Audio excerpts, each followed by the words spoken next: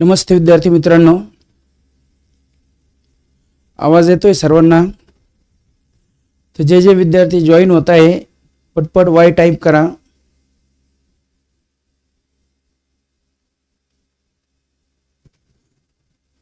Yes, सिद्धी कुदळे,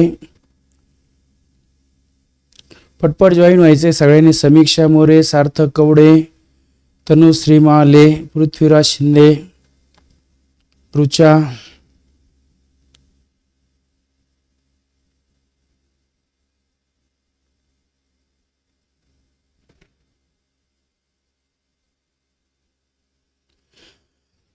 पटपट join व्हा.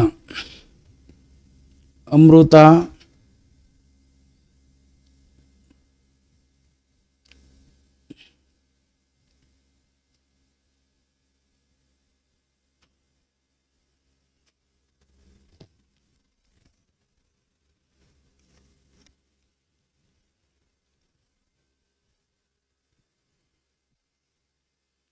अंकिता मोरे, बाकीच्यांनी पटपट जॉईन व्हायचंय.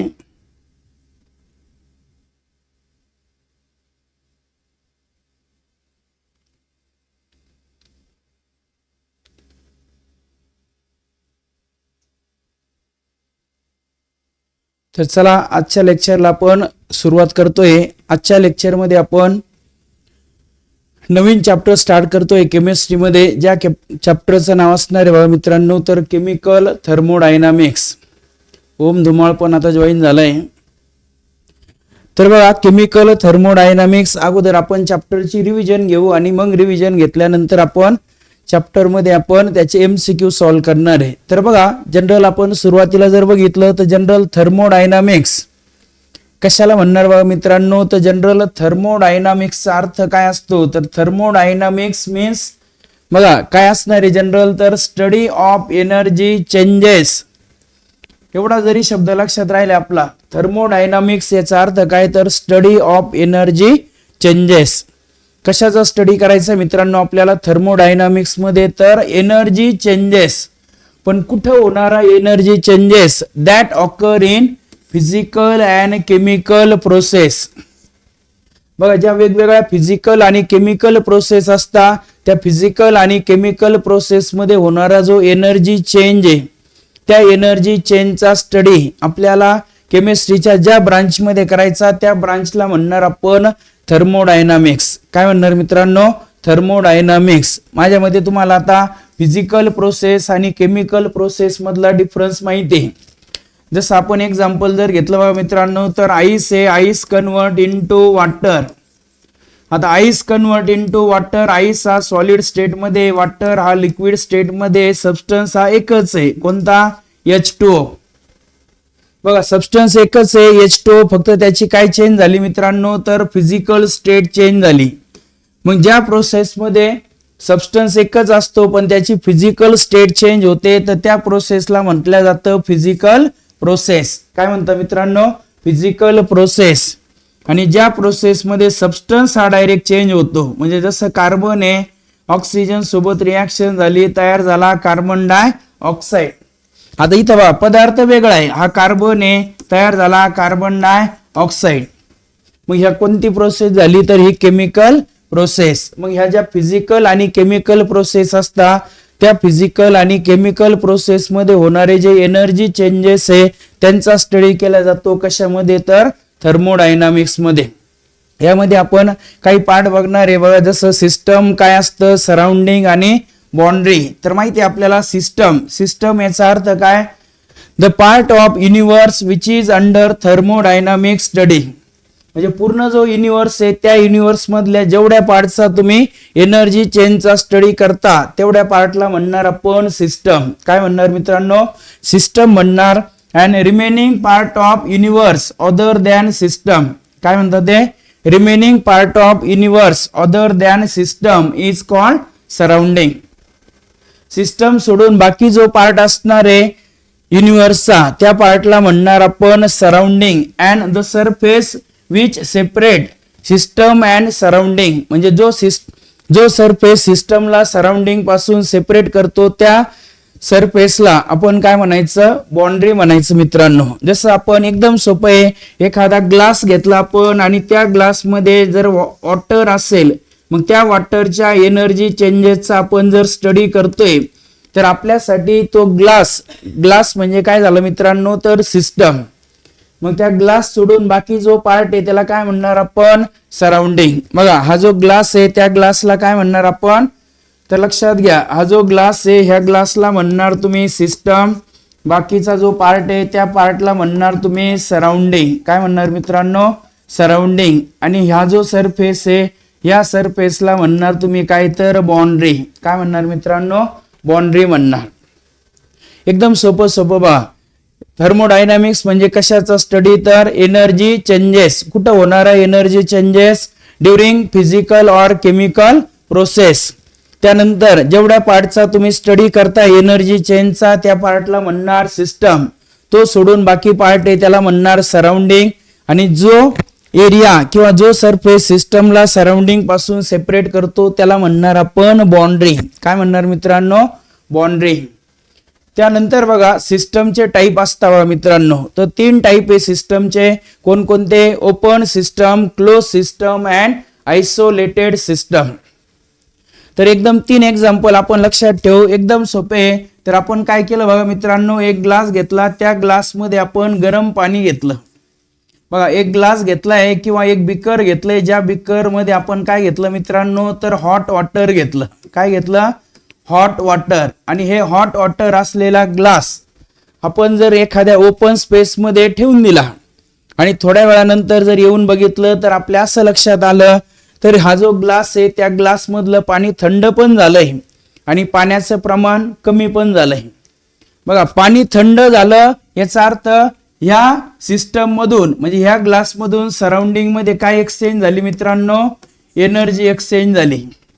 आणि पाणी कमी झालं याचा अर्थ मॅटर पण एक्सचेंज झालं. काय झालं, मॅटर पण एक्सचेंज झालं.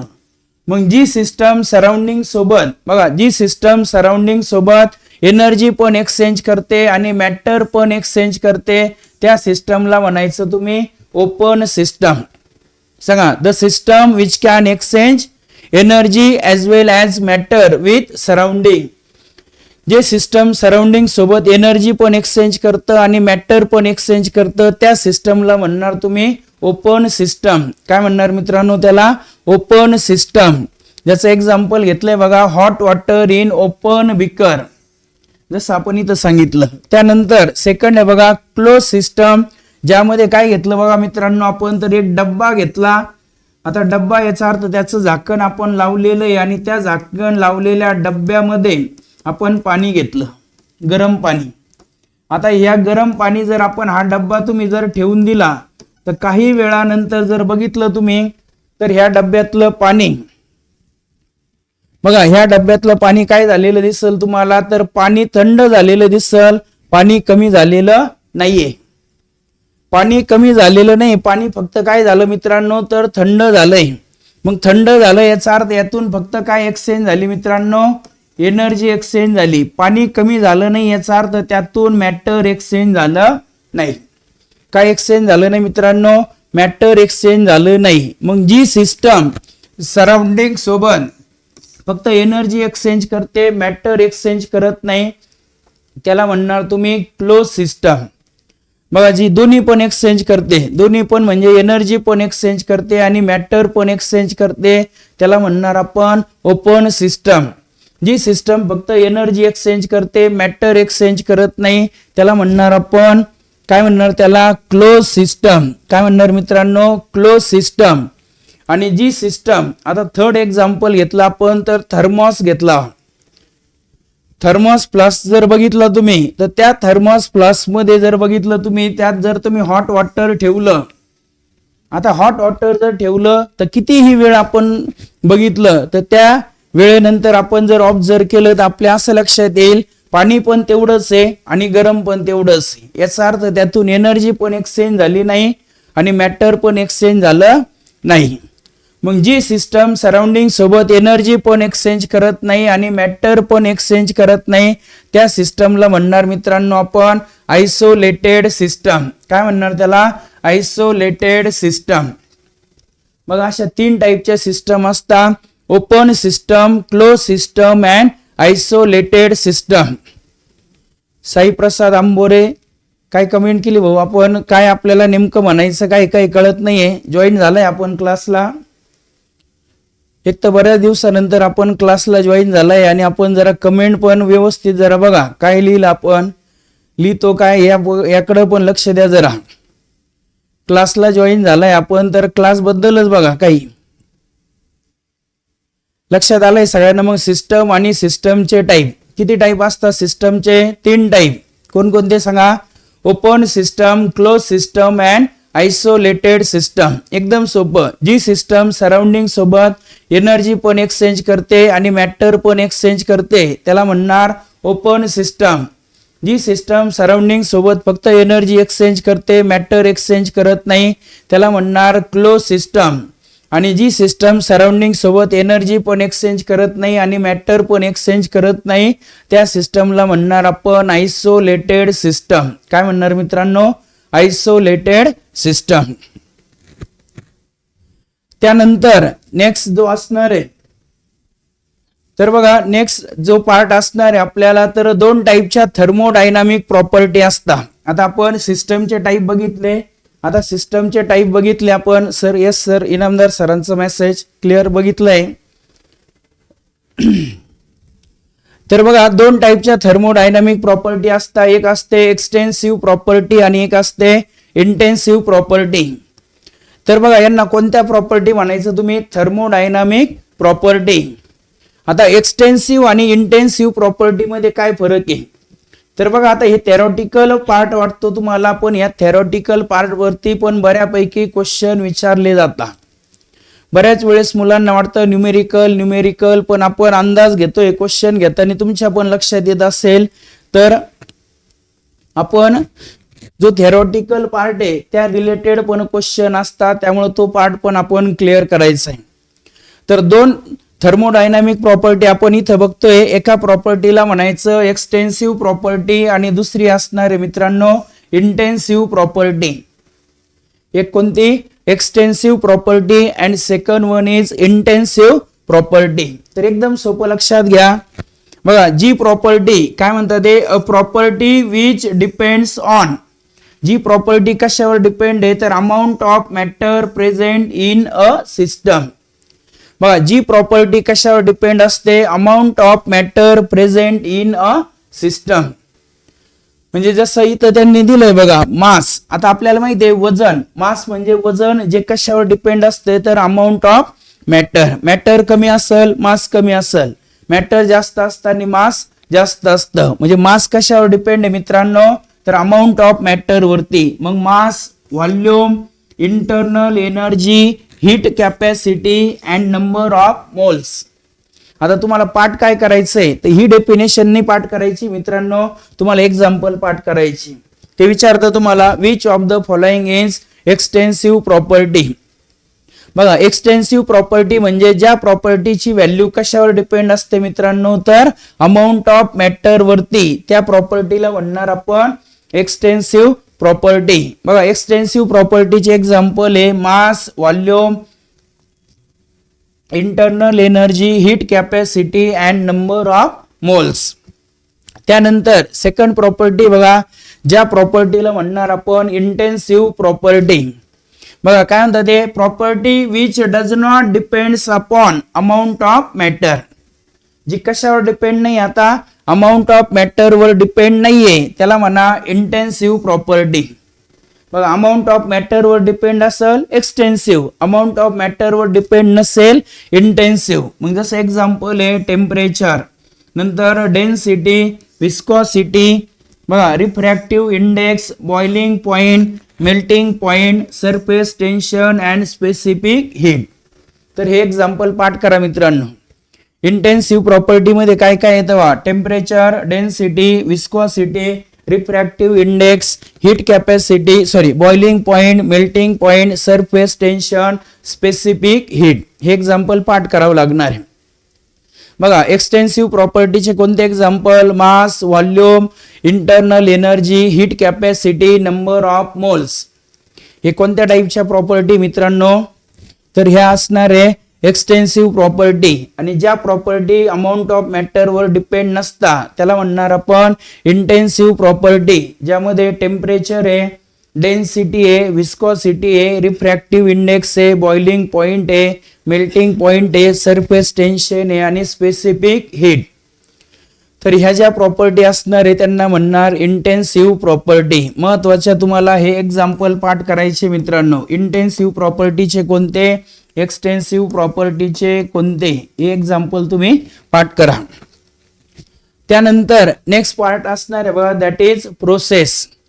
आता बघा प्रोसेस झाली म्हणजे थोडक्यात काय, जसं आईस कन्वर्ट झाला वॉटर, सांगा आईस कन्वर्ट झाला वॉटर, याचा अर्थ एक पदार्थ एका स्टेज मधून एका फेज मधून तो दुसऱ्या फेज मध्ये गेला, बरोबर ना. सॉलिड होता काय झाला, लिक्विड झाला, म्हणजे काहीतरी प्रोसेस झाली. मग प्रोसेस म्हणजे काय म्हणतात ते, ट्रान्झिशन. ट्रान्झिशन म्हणजे बदल किंवा transfer from one equilibrium state to another equilibrium state. बघा एका इक्विलिब्रियम स्टेट मधून दुसऱ्या इक्विलिब्रियम स्टेट मध्ये ट्रान्झिशन होणं याला काय म्हणता, प्रोसेस. तर बघा मित्रांनो, प्रोसेसच्या रिलेटेड पण क्वेश्चन विचारता. आता मी 2-3 प्रोसेस इथंच तुम्हाला समजून सांगतोय व्यवस्थित. तर बघा जनरल इथं जर बघितलं आपण तर 2 प्रोसेस तुमच्या समोर दिले. एक दिसते आयसोथर्मल प्रोसेस, एक दिसते ॲडियाबॅटिक प्रोसेस. कोणती असणार आहे, ॲडियाबॅटिक प्रोसेस. तर बघा आपण पहिली समजून घेऊ आयसोथर्मल प्रोसेस. आता कुठं आयसो शब्द आला का तुम्ही 100% समजून घ्यायचं काहीतरी सेम आहे. मग आयसोचा अर्थ काय, सेम. थर्मल याचा अर्थ टेम्परेचर. बघा काय अर्थ आहे मित्रांनो, आयसो म्हणजे सेम, थर्मल याचा अर्थ टेम्परेचर. मग जी प्रोसेस सेम टेम्परेचरला होते, जी प्रोसेस काय सेम टेम्परेचरला होते त्या प्रोसेसला म्हणणार आपण आयसोथर्मल प्रोसेस. टेम्परेचर सेम असतं याचा अर्थ टेम्परेचर चेंज होत नाही. मग तुम्ही सांगणार the process which take place at constant temperature. बघा the process which take place at constant temperature is called isothermal process. मग इथं लिहिलं बघा तुम्ही T is constant, म्हणजे टेम्परेचर कसं असतं मित्रांनो आयसोथर्मल मध्ये कॉन्स्टंट असतं. आता डेल्टा टी म्हणजे काय मित्रांनो, चेंज इन टेम्परेचर. मग टेम्परेचर चेंज होतच नाहीये याचा अर्थ डेल्टा टी ची व्हॅल्यू किती मित्रांनो, 0 आहे. म्हणजे चेंज इन टेम्परेचर किती असणार आहे, 0 असणार आहे. हीट मात्र लक्षात घ्या, हीट मात्र एक्सचेंज होते. हीट काय होते, एक्सचेंज होते आयसोथर्मल मध्ये. जसं आपण एक्झाम्पल जर घेतलं बघा, आपण एक कंटेनर घेतलं, ज्या कंटेनर मध्ये वॉटर घेतलं आणि वॉटरला आपण हीट दिली, तर आपल्या असं लक्षात आलं 100 डिग्री सेल्सिअस टेम्परेचर झालं तर काय होतं, वॉटर बॉईल होतं, कारण वॉटरचा बॉइलिंग पॉइंट 100 डिग्री सेल्सिअस. मग काय लक्षात ठेवायचं, आता इथून पुढं बघा 100 डिग्री सेल्सिअस टेम्परेचर झालं, पाणी उकळतंय, आपण तरी पण हीट देतोय. तर तुमच्या असं लक्षात येईल इथून पुढे तुम्ही किती जरी हीट दिली तर टेम्परेचर वाढणार नाही, म्हणजे टेम्परेचर कॉन्स्टंट राहतं. मग तुम्ही म्हणणार सर आता आम्ही हीट देतोय टेम्परेचर वाढत नाही, याचा अर्थ मग आम्ही जी हीट देतो ती जाते कुठं, तर ती हीट ही एक्सचेंज होते. काय होते, पाण्याच्या वाफ तयार होता, मग त्याच्या फॉर्म मध्ये ती हीट काय होते मित्रांनो, एक्सचेंज होते. मग बॉइलिंग ऑफ वॉटर ही कोणती प्रोसेस झाली, तर आयसोथर्मल प्रोसेस. कोणती मित्रांनो, आयसोथर्मल प्रोसेस, जी कोणत्या टेम्परेचरला होते, कॉन्स्टंट टेम्परेचरला. मग बघा आयसोथर्मल म्हणजे आपल्याला लगेच लक्षात आलं पाहिजे, आयसो म्हणजे सेम टेम्परेचर, थर्मल याचा अर्थ टेम्परेचर. मग आयसोथर्मल मध्ये काय कॉन्स्टंट असतं, टेम्परेचर कॉन्स्टंट असतं. चेंज इन टेम्परेचर काय आहे, 0, म्हणजे डेल्टा टी ची व्हॅल्यू 0. आणि जी डेल्टा टी असते, डेल्टा टी म्हणजे चेंज इन टेम्परेचर, आणि तेच असतं डेल्टा यू. यू म्हणजे लक्षात घ्या इंटरनल एनर्जी. यू याचा अर्थ काय, इंटरनल एनर्जी. आणि इंटरनल एनर्जी ही टेम्परेचर नुसार चेंज होत असते. मग सांगा टेम्परेचरच जर चेंज होत नाहीये याचा अर्थ इंटरनल एनर्जी पण चेंज होणार नाही. मग डेल्टा यू म्हणजे चेंज इन इंटरनल एनर्जी पण कशी मित्रांनो, 0 आहे. आणि Q is not equal to 0. बघा आयसोथर्मल साठी काय लक्षात ठेवायचं, टी कॉन्स्टंट आहे म्हणजे टेम्परेचर कॉन्स्टंट आहे. Delta T is equal to 0 आहे, delta U is equal to पण 0 आहे, आणि Q is not equal to 0. कोणती झाली ही आयसोथर्मल प्रोसेस. त्यानंतर बघा दुसरी आहे ॲडियाबॅटिक प्रोसेस. आता ॲडियाबॅटिक प्रोसेस म्हणजे काय लक्षात घ्यायचं, तर ज्या प्रोसेसमध्ये हीट ही एक्सचेंज होत नाही. काय होत नाही, हीट एक्सचेंज होत नाही, म्हणजे क्यू ची व्हॅल्यू 0 असते. क्यू म्हणजे काय, हीट. या केसमध्ये टेम्परेचर चेंज होतं मित्रांनो, म्हणून delta T is not equal to 0, Q is equal to 0 आणि delta U is not equal to 0. बघा इकडं काय काय 0 आहे, इकडं काय काय 0 नाहीये. तर लक्षात घ्या, इथं delta T is equal to 0 आहे, delta U is equal to 0 आहे. ॲडियाबॅटिक मध्ये बघितलं delta T is not equal to 0, delta U is not equal to 0. इथं टी कॉन्स्टंट आहे, इथं आपण जर विचार केला तर क्यू इज इक्वल टू 0 आहे, इथं Q is not equal to 0. एकदम सोपं लक्षात घ्या. टेम्परेचर कॉन्स्टंट असेल आयसोथर्मल, हीट एक्सचेंज होत नाही, म्हणजे क्यू ची व्हॅल्यू 0 असेल ॲडियाबॅटिक. काय म्हणणार त्या प्रोसेसला आपण, ॲडियाबॅटिक प्रोसेस. काय म्हणणार मित्रांनो त्याला, ॲडियाबॅटिक प्रोसेस. त्यानंतर आणखी 2 प्रोसेस पण आपण इथं समजून घेतोय. बघा पहिल्या 2 घेतल्या आयसोथर्मल आणि ॲडियाबॅटिक. त्यानंतर बघा आयसोबॅरिक प्रोसेस. काय, आयसोबॅरिक प्रोसेस आणि दुसरी आहे आयसोकोरिक प्रोसेस. बघा टोटल 4. पहिला आयसोथर्मल, नंतर ॲडियाबॅटिक, आयसोबॅरिक, आयसोकोरिक. आता तुम्हाला शॉर्टकट सांगतो मी, सगळ्या प्रोसेस लक्षात ठेवायच्या. पहिली कोणती सांगितली मी, आयसोथर्मल. तुम्हाला आयसोथर्मलचा अर्थ सांगितला. आयसो म्हणजे सेम, थर्मल म्हणजे टेम्परेचर, म्हणजे टी हे काय मित्रांनो, कॉन्स्टंट आहे. मग जी प्रोसेस कॉन्स्टंट टेम्परेचरला होते त्याला काय म्हणा, आयसोथर्मल प्रोसेस. मग इथं लिहायचं delta T is equal to 0. दुसरी बघा आयसोबॅरिक. बॅरिक म्हणा, बारीक म्हणा, काही म्हटलं तरी चालेल, फक्त लक्षात ठेवा. पण बारीकचा अर्थ काय किंवा बॅरिकचा अर्थ काय मित्रांनो, तर बॅरिक याचा अर्थ बार, आणि बार हे युनिट आहे मित्रांनो प्रेशरचं. मग यावरून लक्षात ठेवा तुम्ही, आयसो म्हणजे सेम आणि बार याचा अर्थ प्रेशर. म्हणजे याचा अर्थ या केसमध्ये काय कॉन्स्टंट असतं मित्रांनो, तर पी हे कॉन्स्टंट असतं. आयसोबॅरिक प्रोसेस ही कशी होते, तर कॉन्स्टंट टेम्परेचरला, मग सॉरी कॉन्स्टंट प्रेशरला, मग चेंज इन प्रेशर काय असेल, इथं 0 असेल. त्यानंतर आयसोकोरिक, तिसऱ्या प्रोसेसचं नाव आहे काय, आयसोकोरिक प्रोसेस. आयसो म्हणजे सेम, कोरिक याचा अर्थ व्हॉल्यूम, म्हणजे काय कॉन्स्टंट असतं इथं, व्हॉल्यूम कॉन्स्टंट असतं, म्हणजे delta V is equal to 0. अशा 3 पार्ट करायचे. आयसोथर्मल म्हणजे temperature constant, isobaric pressure constant, isochoric volume constant. Isothermal मध्ये delta T is equal to 0, isobaric मध्ये delta P is equal to 0, isochoric मध्ये delta V is equal to 0. Clear. आणि adiabatic जर म्हटलं तर लक्षात घ्या, ॲडियाबॅटिक प्रोसेस मध्ये सांगा, ॲडियाबॅटिक प्रोसेस मध्ये काय असतं, तर क्यू म्हणजे हीट एक्सचेंज होत नाही, याचा अर्थ हीट कॉन्स्टंट असते, क्यू इज इक्वल टू 0. पटपट कमेंट करून सांगा 4 प्रोसेस लक्षात आले का, 4 प्रोसेस समजले का तुम्हाला, पटपट सांगा 4 प्रोसेस समजले आहे का. आयसोथर्मल, आयसोबॅरिक, आयसोकोरिक आणि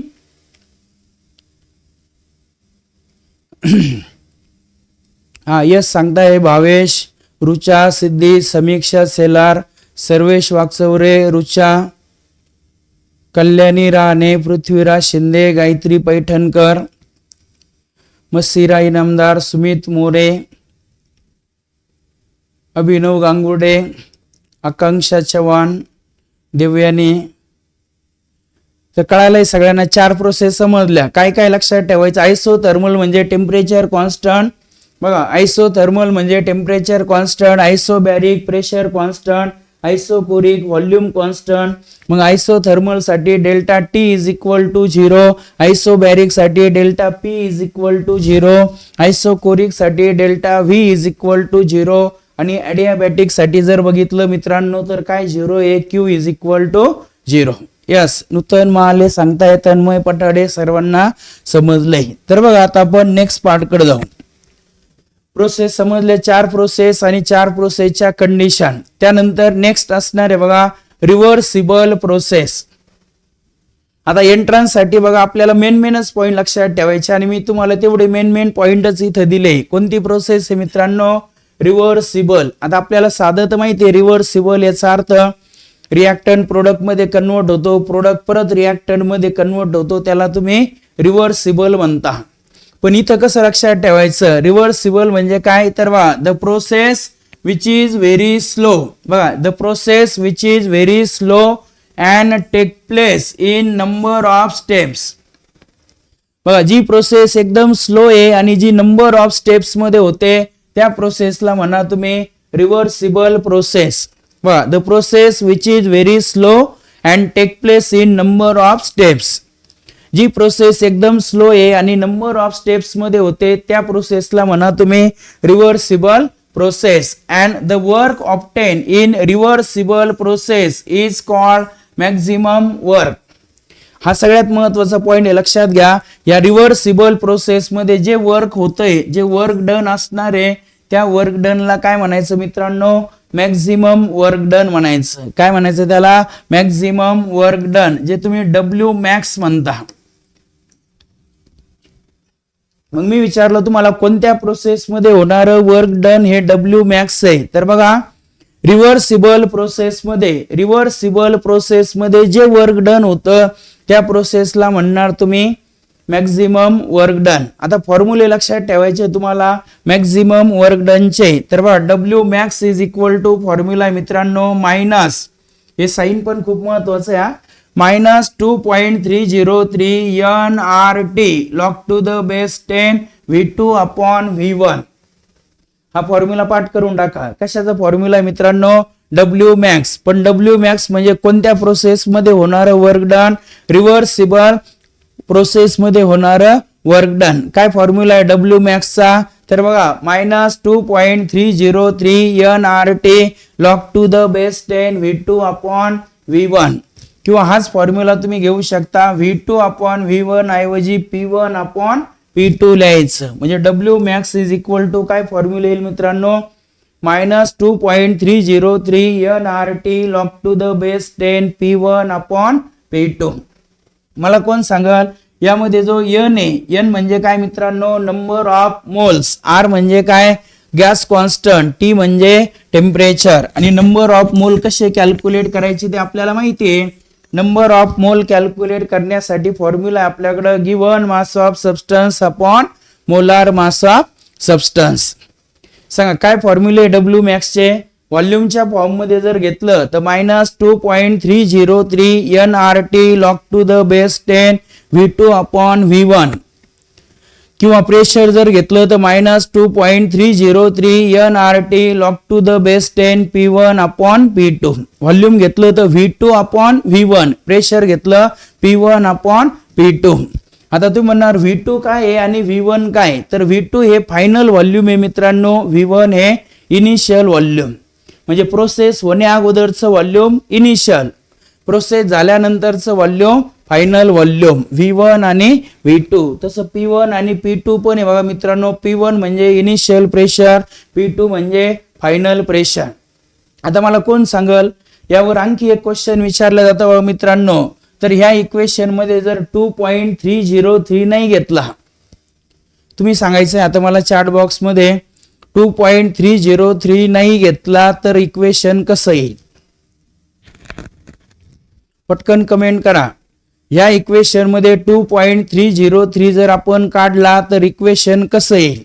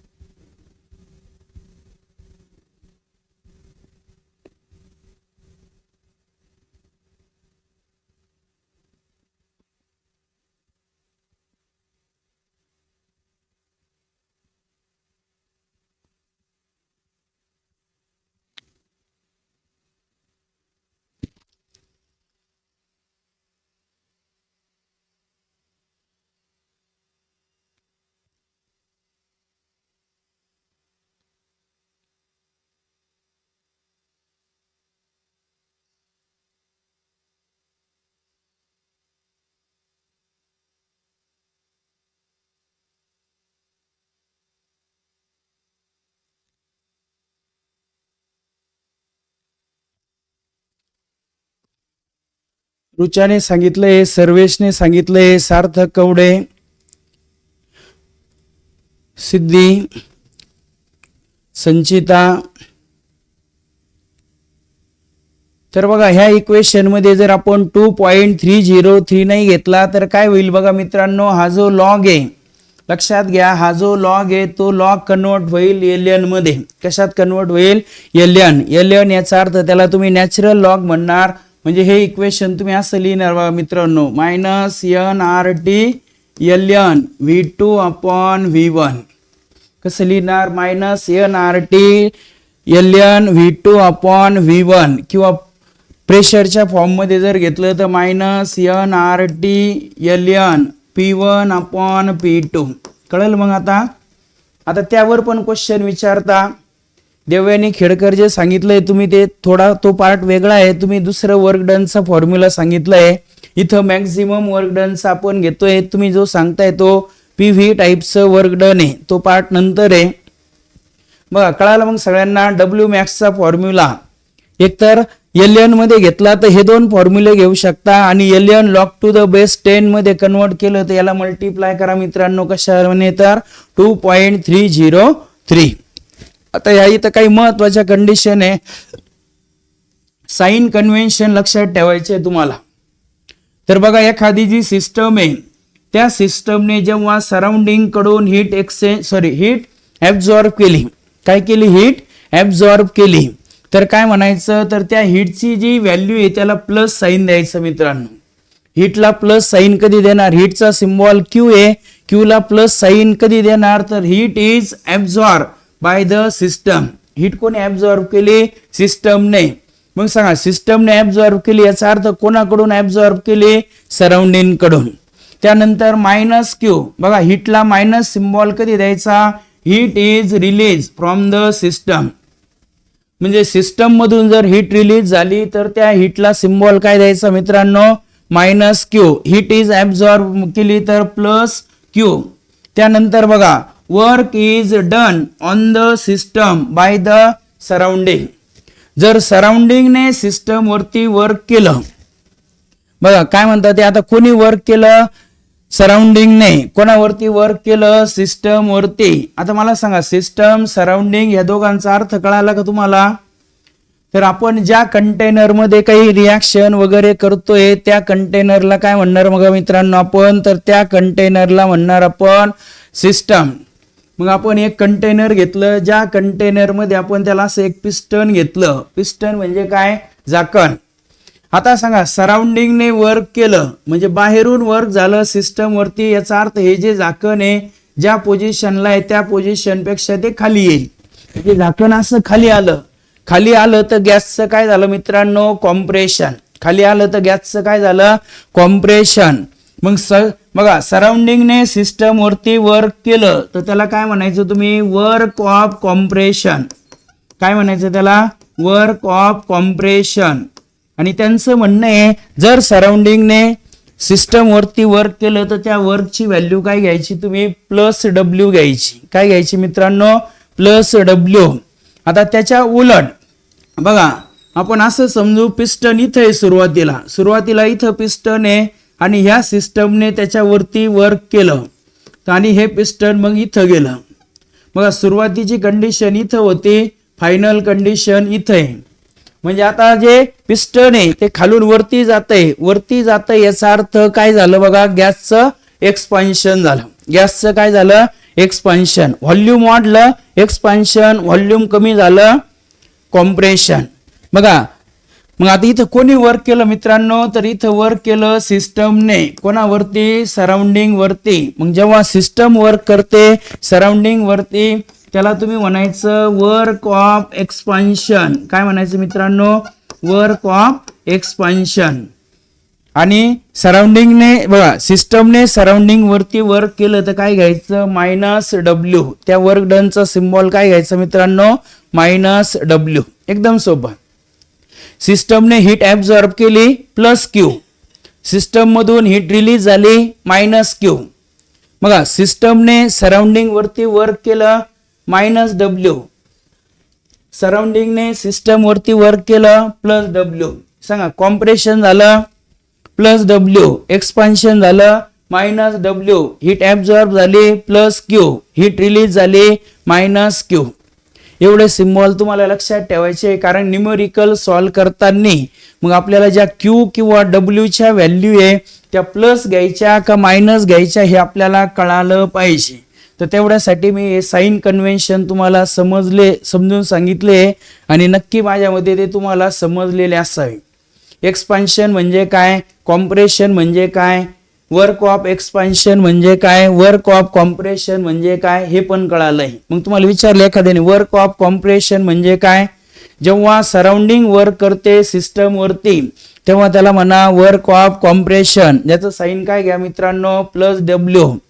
जेव्हा सिस्टम हे सराउंडिंग वरती वर्क करते तेव्हा त्याला म्हणा वर्क ऑफ एक्सपान्शन. ज्याचं साइन घ्या मायनस डब्ल्यू. काय घ्या मित्रांनो, मायनस डब्ल्यू. त्यानंतर बघा नेक्स्ट जे असणार आहे इरिव्हर्सिबल प्रोसेस. आता बघा रिव्हर्सिबल प्रोसेस मध्ये होणाऱ्या वर्क डनला काय म्हणता तुम्ही, मॅक्झिमम वर्क डन. रिव्हर्सिबल कोणती, जी स्लो प्रोसेस आहे, नंबर ऑफ स्टेप्स मध्ये होते. आता बघा त्याच्या उलट आहे इरिव्हर्सिबल प्रोसेस. जी प्रोसेस काय होते तर एकदम फास्ट होते आणि take place in one step. बघा जी एका स्टेप मध्ये होते आणि एकदम फास्ट होते त्याला काय म्हणा, इरिव्हर्सिबल प्रोसेस. बघा जी स्लो आहे नंबर ऑफ स्टेप्स मध्ये होते रिव्हर्सिबल.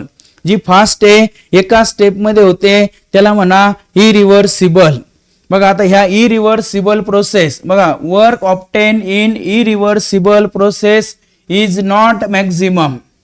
या इरिव्हर्सिबल प्रोसेस मध्ये जे वर्क भेटतं ते वर्क हे मॅक्झिमम नसतं. Work done in irreversible process is also called PV type of work. लक्षात घ्या मित्रांनो, या इरिव्हर्सिबल प्रोसेस मध्ये जे वर्क भेटतं त्याला काय म्हणा, PV type of work. PV type of work म्हणजे जे कशामुळे होतं तर लक्षात घ्या, एक्सपान्शन मुळे. काय, एक्सपान्शन मुळे किंवा कॉम्प्रेशन मुळे.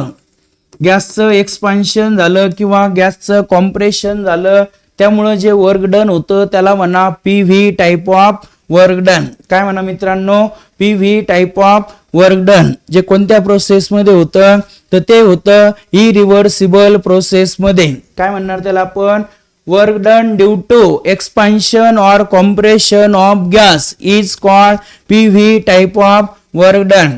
कोणत्या प्रोसेस मध्ये होतं ते, इरिव्हर्सिबल प्रोसेस. आता बघा PV टाइप ऑफ वर्क डनचा फॉर्म्युला आहे W इज इक्वल टू, बघा काय फॉर्म्युला आहे, W is equal to minus PEX into V2 minus V1. काय फॉर्म्युला आहे बघा मित्रांनो, minus PEX into V2 minus V1. V2 म्हणजे फायनल व्हॉल्यूम, V1 म्हणजे इनिशियल व्हॉल्यूम आणि त्यातला जो डिफरन्स आहे त्याला म्हणायचं चेंज इन व्हॉल्यूम म्हणजे डेल्टा V. म्हणून बघा PV टाइपच्या वर्क डन साठी फॉर्म्युला आहे मित्रांनो minus PEX into delta V. आता ह्या इक्वेशन मध्ये PEX म्हणजे एक्सटर्नल प्रेशर आणि डेल्टा V म्हणजे चेंज इन व्हॉल्यूम. मग तुम्ही म्हणणार चेंज इन व्हॉल्यूम शोधायचं कसं सर, तर चेंज इन व्हॉल्यूम साठी तुम्हाला दोन व्हॉल्यूम माहित पाहिजे, फायनल व्हॉल्यूम आणि इनिशियल व्हॉल्यूम म्हणजे V2 मायनस V1. बघा काय म्हणतात ते, P कॉन्स्टंट एक्सटर्नल प्रेशर किंवा त्याला आपण काय म्हणू शकतो, अपोजिंग प्रेशर. तर बघा आपण दोन वर्क डन बघितले, एक मॅक्झिमम वर्क डन आणि एक PV type of work done. बघा आयसोथर्मल प्रोसेस मध्ये, आयसोथर्मल रिव्हर्सिबल प्रोसेस मध्ये जे होतं ते मॅक्झिमम वर्क डन. ते कोणतं मित्रांनो, मॅक्झिमम वर्क डन, ज्याला तुम्ही W मॅक्स म्हणता. मग W मॅक्स कधी कॅल्क्युलेट करायचा आणि PV type of work done कधी घ्यायचं. प्रोसेस जर इरिव्हर्सिबल असेल तर वर्क डनला म्हणा PV type of work done. PV type of work डनचा फॉर्म्युला आहे W is equal to minus PEX into delta V. आणि W मॅक्सचा फॉर्म्युला आहे मित्रांनो minus 2.303 nRT log to the base 10 V2 upon V1 किंवा W max is equal to minus 2.303 nRT log to the base 10 P1 upon P2. पण तुम्हाला हे कळणं गरजेचं आहे, ते तुम्हाला प्रॉब्लेम मध्ये कधी सांगणार नाही डब्ल्यू मॅक्स कॅल्क्युलेट करा का PV type of work done calculate करा, ते आपल्याला लक्षात राहिलं पाहिजे. आणि ते कसं लक्षात ठेवायचं तर तुम्हाला सांगितलं मी.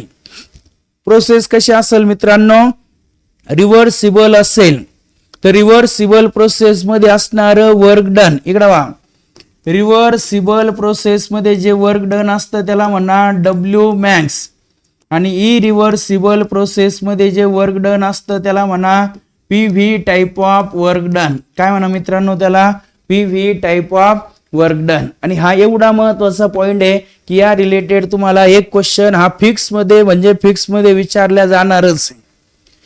त्यामुळे हे दोन्ही वर्क डन तुम्ही लक्षात ठेवायचंय. PV type of work done कधी आणि डब्ल्यू मॅक्स कधी. प्रोसेस असेल reversible W max, irreversible PV type of work done. दोन्ही फॉर्म्युले आपण पाठ करायचे, डब्ल्यू मॅक्सचा काय आणि PV टाइपचा काय. तर माझ्या मते समजलं हे पण वर्क डन सगळ्यांना, दोन्ही प्रोसेस पण समजल्या. Reversible process, irreversible process, reversible process मध्ये होणारं वर्क डन, इरिव्हर्सिबल प्रोसेस मध्ये होणारं वर्क डन. कळालंय सगळ्यांना? तर पटपट वाय टाइप करा, ज्यांना समजलंय त्यांनी वाय टाइप करा.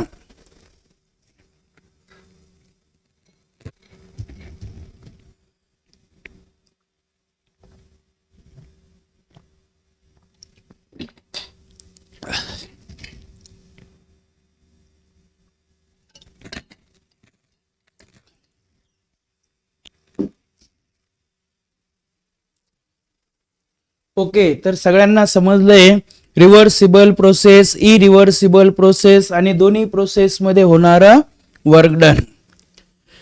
प्रोसेस पण समजल्या. तर बघा आतापर्यंत आपण ज्या काही प्रोसेस घेतल्या मित्रांनो, तर आतापर्यंत आपण 6 प्रोसेस बघितल्या. परत सांगतो 6 प्रोसेस कोणत्या, isothermal process, isobaric process, isochoric process, adiabatic process, reversible process, irreversible process. त्यानंतर बघा नेक्स्ट पॉइंट जो असणार आहे दॅट इज फ्री एक्सपान्शन. आता फ्री एक्सपान्शन कशाला म्हणायचं मित्रांनो, तर expansion of gas in vacuum. कुठं होणार एक्सपान्शन, तर व्हॅक्यूम मध्ये होणारं जे गॅसचं एक्सपान्शन आहे मित्रांनो, त्या एक्सपान्शनला म्हणा तुम्ही फ्री एक्सपान्शन. आता मला सांगा व्हॅक्यूम म्हणजे काय, तर जिथं कुठल्याही प्रकारचे गॅसेस वगैरे नसता मग त्याला आपण म्हणतो व्हॅक्यूम. आणि त्या व्हॅक्यूम मध्ये जे एक्सपान्शन घेतो म्हणजे तिथं कुठल्याही प्रकारचं ऍटमॉस्फिअर नसतं, तिथं जे आपण गॅसचं एक्सपान्शन घेतोय त्याला आपण म्हणणार फ्री एक्सपान्शन. मग तिथं ऍटमॉस्फिअर नाही याचा अर्थ तिथं P एक्सटर्नल प्रेशरची व्हॅल्यू किती मित्रांनो, 0 आहे. मग तुम्हाला विचारतात ते फ्री एक्सपान्शन मध्ये जे वर्क डन होतं त्याची व्हॅल्यू किती. तर बघा आपल्याकडे वर्क डनचा फॉर्म्युला आहे W is equal to minus PEX into delta V. आता जर व्हॅक्यूम मध्ये एक्सपान्शन झालं तर व्हॅक्यूम मध्ये एक्सपान्शन झाल्यानंतर P एक्सटर्नलची व्हॅल्यू 0 असते. मग 0 इंटू डेल्टा V म्हणजे W किती येईल मित्रांनो, 0 येईल. म्हणजे जर व्हॅक्यूम मध्ये एक्सपान्शन झालं तर तिथे वर्क डन होणार नाही, W ची व्हॅल्यू किती, 0. मग काय म्हणतात ते, therefore no work is done when the gas is expand freely into the vacuum. बघा फ्री एक्सपान्शन जर झालं गॅसचं व्हॅक्यूम मध्ये, तुम्हाला एखाद्याने विचारलं फ्री एक्सपान्शन म्हणजे काय, expansion of gas in a vacuum. गॅसचं एक्सपान्शन कुठं होणं, व्हॅक्यूम मध्ये होणं, याला म्हणणार फ्री एक्सपान्शन. मग तुम्हाला विचारलं work done obtain in free expansion, free expansion मध्ये तुम्हाला वर्क डन किती भेटेल मित्रांनो, 0 भेटेल. का बर, कारण की व्हॅक्यूम मध्ये एक्सटर्नल PEX एक्सटर्नल प्रेशरची व्हॅल्यू किती असते मित्रांनो, 0 असते. क्लिअर, कळालं सगळ्यांना. आता हे फ्री एक्सपान्शन आणि फ्री एक्सपान्शन मध्ये असणार वर्क डन. त्यानंतर बघा नेक्स्ट जो पॉइंट असणार आहे that is first law of thermodynamics. तर याच्या काही स्टेटमेंट इथं दिल्या आहे तुम्हाला फर्स्ट लॉ ऑफ थर्मोडायनामिक्सच्या, आणि ज्या एकदम सोप्या स्टेटमेंट आहे बाबा मित्रांनो. फर्स्ट स्टेटमेंट दिसते तुम्हाला, energy can neither be created nor be destroy. एकदम सोपं, energy can neither be created nor be destroy, it can be converted from one form to another form. म्हणजे एनर्जी तयार होत नाही, एनर्जी नष्ट पण होत नाही, ती एका फॉर्म मधून दुसऱ्या फॉर्म मध्ये कन्वर्ट होते. क्लिअर? पहिली स्टेटमेंट कळाली. Energy can neither be created nor be destroy, it can be converted into one form to another form. त्यानंतर सेकंड स्टेटमेंट बघा, the total internal energy of an isolated system is constant. मला सांगा isolated system म्हणजे काय? तर ज्या system मधून energy exchange होत नाही, मॅटर पण एक्सचेंज होत नाही. मग त्यांचं म्हणणं आहे आयसोलेटेड सिस्टमची टोटल इंटरनल एनर्जी कशी असते मित्रांनो? कॉन्स्टंट असते, ती चेंज होत नाही. त्यानंतर थर्ड स्टेटमेंट बघा, the total quantity of energy of the universe is constant. आणि युनिवर्स मधली पण टोटल एनर्जी कशी मित्रांनो? कॉन्स्टंट आहे, ती कमी पण होत नाही, वाढत पण नाही. फक्त काय होते ती? तर एका फॉर्म मधून दुसऱ्या फॉर्म मध्ये कन्वर्ट होते.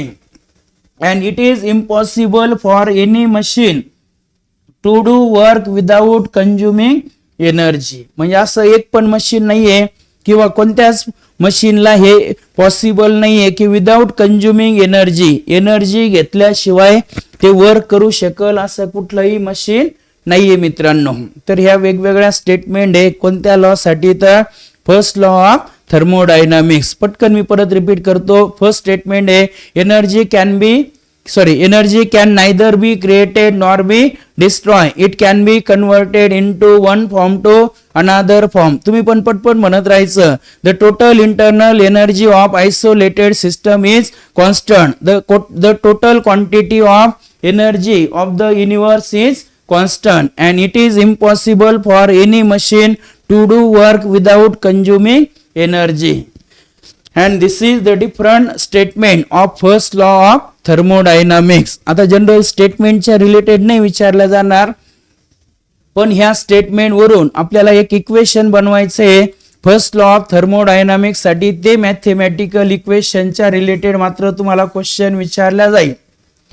तर बघा फर्स्ट लॉ ऑफ थर्मोडायनामिक्सचं मॅथेमॅटिकल इक्वेशन काय? तर बघा मित्रांनो, delta U is equal to Q plus W. काय equation? Delta U is equal to Q plus W. आता डेल्टा म्हणजे चेंज, यू म्हणजे इंटरनल एनर्जी. अगोदर इंटरनल एनर्जी म्हणजे काय असते? तर बघा एखादी जी सिस्टम आहे त्या सिस्टम मध्ये जे मॉलिक्यूल आहे त्या मॉलिक्यूलच्या सगळ्या एनर्जीची ऍडिशन. आता ऍक्च्युअल मॉलिक्यूल मध्ये दोन टाईपची एनर्जी असते. एक असते पोटेन्शियल एनर्जी, एक असते कायनेटिक एनर्जी. बघा बॉन्ड मुळे जी असते ती पोटेन्शियल एनर्जी आणि मोशन मुळे जी असते ती कायनेटिक एनर्जी. आणि दोन्ही एनर्जीची ऍडिशन केली तर आपण काय म्हणायचं मित्रांनो? Internal energy. इंटरनल एनर्जीचा सिम्बॉल यू आहे, म्हणून डेल्टा यू ला काय म्हणणार तुम्ही? Change in internal energy. मग एखाद्या सिस्टमची एनर्जी कशी चेंज होऊ शकते? इंटरनल एनर्जी तर ती दोन पद्धतीने होऊ शकते. हीट एक्सचेंज करून, हीट रिलीज करून, हीट ऍब्सॉर्ब करून किंवा वर्क डन. म्हणजे internal energy of system can be changes by two ways, heat exchange and work. कोणत्या दोन फॉर्म मध्ये एनर्जी चेंज होऊ शकते मित्रांनो? तर हीट आणि वर्क. म्हणून delta U is equal to काय फॉर्म्युला लक्षात ठेवायचा तुम्ही? तर क्यू प्लस डब्ल्यू. तर आपल्याला आता वेगवेगळ्या प्रोसेस साठी हे मॅथेमॅटिकल इक्वेशन विचारलं जातं मित्रांनो. तर चार प्रोसेस साठी हे फर्स्ट लॉ ऑफ थर्मोडायनामिक्सचं मॅथेमॅटिकल इक्वेशन हे विचारलं जाईल तुम्हाला. पहिलं विचारलं आयसोथर्मल प्रोसेस. सांगा आयसोथर्मल प्रोसेस मध्ये काय कॉन्स्टंट असतं? टेम्परेचर. टेम्परेचर कॉन्स्टंट याचा अर्थ डेल्टा टी ची व्हॅल्यू 0 असते. आता मग इथं आपण विचार केला डेल्टा टी 0 घेतलं. बघा इथं कुठं डेल्टा टी आहे का इक्वेशन मध्ये? नाही. मग आपल्याला हे कळायला पाहिजे डेल्टा टी 0 घेऊन चालणार नाही. पण हे पण माहिती आपल्याला डेल्टा टी 0 याचा अर्थ डेल्टा यू पण काय असतो मित्रांनो? 0 असतो. मग इथं विचार केला डेल्टा यू आहे. मग बघा for isothermal process delta U is equal to 0. मग इक्वेशन घेतलं delta U is equal to Q plus W. मग डेल्टा यू ची व्हॅल्यू 0 झाली. मग 0 is equal to Q plus W याचा अर्थ Q is equal to minus W किंवा W is equal to minus Q. बघा आयसोथर्मल मध्ये काय झिरो, डेल्टा यू झिरो. मग डेल्टा यू झिरो जर ठेवला तर zero is equal to Q plus W. मग Q is equal to minus W येईल किंवा W is equal to minus Q येईल. कोणत्या प्रोसेस साठी, आयसोथर्मल. आता बघा ॲडियाबॅटिक प्रोसेस मध्ये काय झिरो असतो मित्रांनो, क्यू झिरो असतो. मग ह्या इक्वेशन मध्ये जर क्यू ची व्हॅल्यू झिरो ठेवली तर delta U is equal to येईल डब्ल्यू. म्हणजे इंटरनल एनर्जी फक्त वर्कच्या फॉर्म मध्ये चेंज होऊ शकते, हीटच्या फॉर्म मध्ये ती चेंज होणार नाही. कोणत्या प्रोसेस साठी, ॲडियाबॅटिक प्रोसेस. बघा आयसोकोरिक प्रोसेस. आता आयसोकोरिक प्रोसेस जर बघितलं तर delta V is equal to zero असतो, म्हणजे व्हॉल्यूम चेंज होत नाही. मग आपल्याकडे इक्वेशन आहे delta U is equal to Q plus W. मग आता delta V is equal to zero. Delta V ची व्हॅल्यू जर आपण इथं झिरो ठेवली मित्रांनो, कारण की आपल्याला माहिती आहे डब्ल्यू इज इक्वल टू काय आहे तर minus PE X into delta V आहे. मग डेल्टा व्ही झिरो असेल याचा अर्थ डब्ल्यू ची व्हॅल्यू झिरो आहे आणि डब्ल्यू झिरो म्हणजे delta U is equal to काय येईल फक्त क्यू. बघा पहिल्यात डेल्टा यू झिरो, नंतर क्यू झिरो, नंतर डब्ल्यू झिरो असं लक्षात ठेवायचं. आणि आयसोबॅरिक प्रोसेस मध्ये जर बघितली आपण, बघा कोणत्या प्रोसेस मध्ये वर्क होत नाही ते हे पण कळायला पाहिजे आपल्याला. आयसोकोरिक प्रोसेस मध्ये वर्क डन हे झिरो आहे. आयसोबॅरिक मध्ये बघा आयसोबॅरिक काय असतं, delta P is equal to zero. मग इक्वेशन लिहिलं आपण delta U is equal to Q plus W. पण डब्ल्यू चा फॉर्म्युला माहिती आहे आपल्याला, P E X into delta V. Minus कसं आलं कळालं ना, ही minus PE X into delta V value आहे, मग प्लस मायनस मायनस. आणि क्यू इज इक्वल टू जर घेतलं आपण तर हा मायनस पार्ट इकडं प्लस येईल. मग क्यू इज इक्वल टू काय आलं, delta U plus PE X into delta V. आता पी याचा अर्थ कॉन्स्टंट प्रेशर. काय कॉन्स्टंट असताना, प्रेशर कॉन्स्टंट असताना. तर बघा पटकन मी तुम्हाला परत पार्ट रिवाइज करतोय. Mathematical equation, first law of thermodynamics साठी मॅथेमॅटिकल इक्वेशन आहे delta U is equal to Q plus W. या तिघांचा अर्थ काय, डेल्टा यू म्हणजे change in internal energy, Q म्हणजे हीट आणि डब्ल्यू म्हणजे वर्क डन. मग आपल्याला चार प्रोसेस साठी लक्षात ठेवायचं. बघा isothermal, adiabatic, isochoric, isobaric. Sequence लक्षात ठेवा. आयसोथर्मल मध्ये डेल्टा यू झिरो, ॲडियाबॅटिक मध्ये क्यू झिरो आणि आयसोकोरिक मध्ये delta V zero. Delta V zero याचा अर्थ डब्ल्यू झिरो असं पाठ करू शकता. बघा अगोदर काय झिरो, बघा डेल्टा यू झिरो म्हणजे आयसोथर्मल, क्यू झिरो म्हणजे ॲडियाबॅटिक, डब्ल्यू झिरो म्हणजे आयसोकोरिक आणि आयसोबॅरिक मध्ये कोणी झिरो नाही. कळालंय. तर ह्या चार प्रोसेस आणि ह्या चार प्रोसेस साठी असणार मॅथेमॅटिकल इक्वेशन कोणत्या लॉ साठी मित्रांनो, फर्स्ट लॉ ऑफ थर्मोडायनामिक्स. पाठ करून ठेवा. Isothermal delta U zero, adiabatic Q zero, isochoric delta V zero. Delta V म्हणजे work zero, work done zero म्हणजे delta U is equal to Q. इथं बघा क्यू झिरो याचा अर्थ मग delta U is equal to W आणि delta U zero असेल तर Q is equal to minus W किंवा W is equal to minus Q. आणि आयसोबॅरिक मध्ये कोणी झिरो नाही. क्लिअर समजले सगळ्यांना. मग हे mathematical equation of first law of thermodynamics. त्यानंतर बघा नेक्स्ट जो पॉइंट असणार आहे, आता इंटरनल एनर्जीचं तर मी आत्ताच सांगितलं, इथं लिहिलंय बघा internal energy the sum of all form of energy. काय म्हणतात ते, द सम ऑफ, सम म्हणजे addition, all form of energy associated with system or matter. एखाद्या सिस्टमच्या रिलेटेड जेवढ्या काही एनर्जी आहे त्या सगळ्या एनर्जीची ऍडिशन केली तर त्याला म्हणणार आपण इंटरनल एनर्जी किंवा त्याला काय म्हणणार आपण इंट्रेन्सिक एनर्जी. इंटरनल एनर्जी म्हणा किंवा इंट्रेन्सिक एनर्जी. आणि काय म्हणतात ते, it is directly proportional to absolute temperature. महत्वाचं आहे बघा, U is directly proportional to temperature. Internal energy ही डायरेक्टली प्रोपोर्शनल आहे टेम्परेचर सोबत. टेम्परेचर वाढलं इंटरनल एनर्जी वाढल. का बरं? तर बघा टेम्परेचर वाढलं तर त्या सिस्टम मध्ये जे मॉलिक्यूल आहे त्यांची स्पीड वाढते, स्पीड वाढली म्हणजे कायनेटिक एनर्जी वाढते, कायनेटिक एनर्जी वाढली म्हणजे ऑटोमॅटिक वाढते इंटरनल एनर्जी. त्यानंतर नेक्स्ट ठेवा डेल्टा यू. बघा यू म्हणजे इंटरनल एनर्जी, डेल्टा यू म्हणजे चेंज इन इंटरनल एनर्जी. त्यानंतर बघा एन्थाल्पी. एन्थाल्पीचा सिम्बॉल एच आहे मित्रांनो. एन्थाल्पी म्हणजे काय? तर एन्थाल्पी ही ऍडिशन आहे. कोणाकोणाची ऍडिशन आहे? तर बघा sum of internal energy and P V type of energy. सांगा कोणा दोघांची ऍडिशन करा? इंटरनल एनर्जी म्हणजे यू आणि P V type of energy. म्हणून एन्थाल्पीचा symbol H. H is equal to formula आहे यू प्लस पी व्ही. मग चेंज इन इंटरनल एनर्जी म्हणजे delta H is equal to delta U plus P into delta V. हा formula आपल्याला use करायचा आहे मित्रांनो. कशाचा फॉर्म्युला? हा चेंज इन इंटरनल एनर्जी. काय फॉर्म्युला आहे सांगा? चेंज इन इंटरनल एनर्जीचा delta H is equal to delta U plus P into delta V. कोण सांगेल मला इथं? आता डेल्टा एच म्हणजे काय? तर change in enthalpy. Delta U म्हणजे change in internal energy. P म्हणजे प्रेशर. डेल्टा व्ही म्हणजे चेंज इन व्हॉल्यूम. मग डेल्टा व्ही कसा शोधता तुम्ही? सांगा डेल्टा व्ही कसा शोधता? तर V2 minus V1. Final volume minus initial volume. तर बघा एन्थाल्पी चेंजचा फॉर्म्युला काय? तर delta H is equal to delta U plus P into delta V.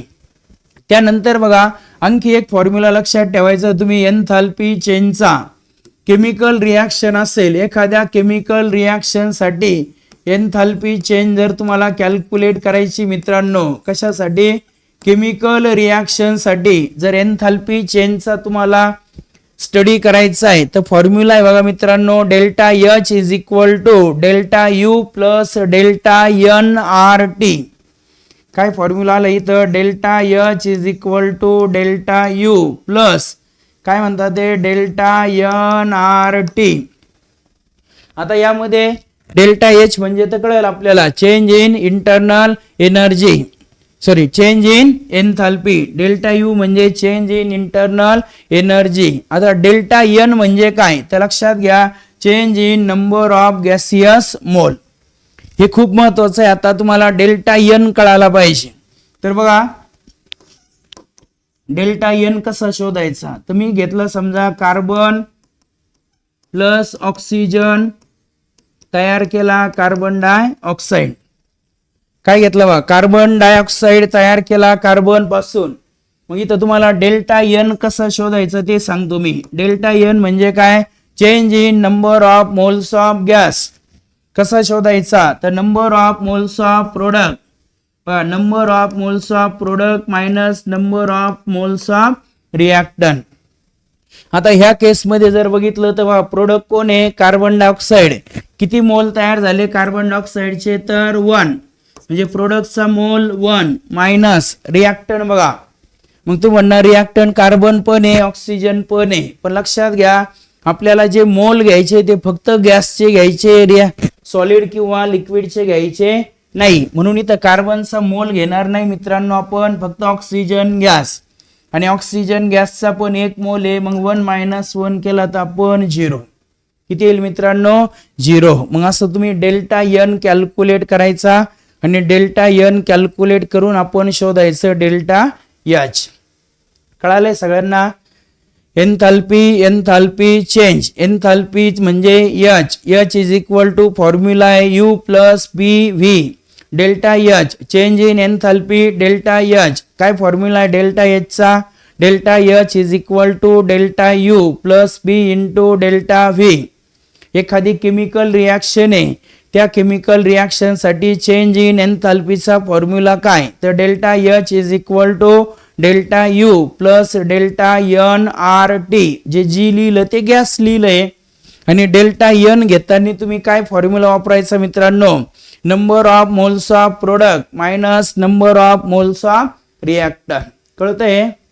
हा पॉइंट कळालाय सगळ्यांना? त्यानंतर नेक्स्ट पॉइंट असणार आहे बघा चॅप्टर मध्ये, दॅट इज हेज लॉ. महत्वाचा हा या रिलेटेड पण क्वेश्चन विचारला जातो तुम्हाला, hedge law of constant heat summation. आता ह्या हेज लॉचं म्हणणं काय, तर एकदम सोपं म्हणणं आहे त्याचं. Hess law states that change in enthalpy for a reaction is same whether the reaction take place in one step or in number of step. म्हणजे एकदम सोपं म्हणणं आहे त्यांचं, एखादी रिएक्शन एका स्टेप मध्ये हो किंवा नंबर ऑफ स्टेप्स मध्ये हो, एका स्टेप मध्ये झाली तरी तिथं होणारा एन्थाल्पी चेंज आणि नंबर ऑफ स्टेप्स मध्ये झाली तरी तिथं होणारा एन्थाल्पी चेंज कसा असेल मित्रांनो, सेम असेल. कोणता लॉ सांगतो आपल्याला, हेज लॉ. इथे एक एक्झाम्पल आहे बघा, ते एक्झाम्पल पण मी तुम्हाला समजून सांगतोय. तर बघा काय म्हणतात ते, अमोनिया NH3 म्हणजे ammonia can be prepared by 2 method. बघा आपण अमोनिया 2 मेथडने प्रिपेअर करतोय. पहिलं काय म्हणतात ते, तर काय घेतलं आपण 3H2 + N2 it gives 2NH3. बघा एका स्टेप मध्ये रिएक्शन झाली, एक नायट्रोजनचा मोल घेतला, हायड्रोजन गॅसचे 3 मोल घेतले, अमोनियाचे 2 मोल तयार झाले. आणि ही जी रिएक्शन आहे ह्या रिएक्शन साठी चेंज इन एन्थाल्पी किती मित्रांनो, -92.2 किलो जूल. किती आहे, -92.2 किलो जूल. मला कोण सांगाल, पटकन तुम्ही कमेंट मध्ये सांगायचंय. ह्या डेल्टा एच ची जी व्हॅल्यू आहे त्या व्हॅल्यूला मायनस साइन किंवा प्लस साइन काय रिप्रेझेंट करतं, म्हणजे मायनस साइनचा मिनिंग काय आहे, प्लस साइनचा मिनिंग काय, पटकन मला कमेंट मध्ये सांगा. बघा डेल्टा एच म्हणजे चेंज इन एन्थाल्पीची जी व्हॅल्यू आहे त्या व्हॅल्यूचं जे साइन आहे, प्लस साइन किंवा मायनस साइन, ते काय रिप्रेझेंट करतं, पटपट सांगायचंय. मायनस साइन किंवा प्लस साइन काय रिप्रेझेंट करतं, पटपट सांगा. मायनस साइन म्हणजे काय, मायनस साइन असेल तर त्याचा अर्थ काय, प्लस साइनचा अर्थ काय.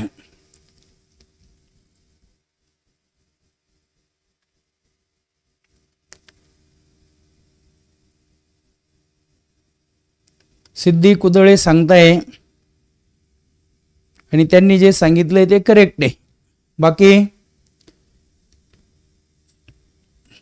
सांगा डेल्टा एच ची व्हॅल्यू मायनस साइन, रुचा सांगताय मायनस साइन बरोबर आहे, प्लस साइन असेल तर काय. बाकीच्यांनी सांगायचंय. दोघींनी सांगितले, सिद्धीने सांगितलंय, रुचाने सांगितलंय आणि दोघींनी एकदम करेक्ट सांगितलंय. मायनस साइन काय रिप्रेझेंट करतं, प्लस साइन काय रिप्रेझेंट करतंय. बाकीच्यांनी पण सांगायचंय. डेल्टा एच म्हणजे चेंज इन एन्थाल्पी. एन्थाल्पी म्हणजे त्याला तुम्ही एनर्जी पण म्हणू शकता. श्रेया दोंडे तुम्ही पण करेक्ट सांगितले, प्लस साइन आणि मायनस साइन. सांगा बाकी,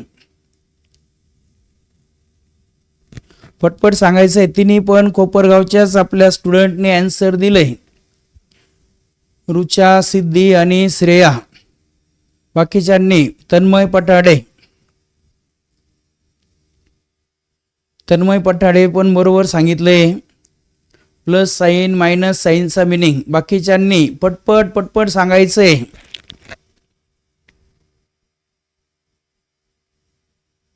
तर बघा मायनस साइनचा अर्थ काय होतो, तर हीट इज रिलीज, म्हणजे ती प्रोसेस होताना हीट बाहेर पडते. लक्षात घ्या, हीट बाहेर पडते याचा अर्थ एक्झोथर्मिक. हे पण पॉइंट आहे या चॅप्टर मध्ये. तर 2 टाईपच्या रिएक्शन असतात, एक्झोथर्मिक आणि एंडोथर्मिक. जेव्हा हीट ही बाहेर पडते तेव्हा प्रोसेस असते एक्झोथर्मिक. एक्झोथर्मिक प्रोसेस झाली तर डेल्टा एच ची व्हॅल्यू ही मायनस असते. आणि एंडोथर्मिक याचा अर्थ हीट इज गेन, म्हणजे हीट घेतल्या जाते, शोषल्या जाते, ऍब्झॉर्ब केल्या जाते, त्या प्रोसेसला एंडोथर्मिक म्हणतात. एंडोथर्मिक साठी डेल्टा एच ची व्हॅल्यू ही पॉझिटिव्ह येते.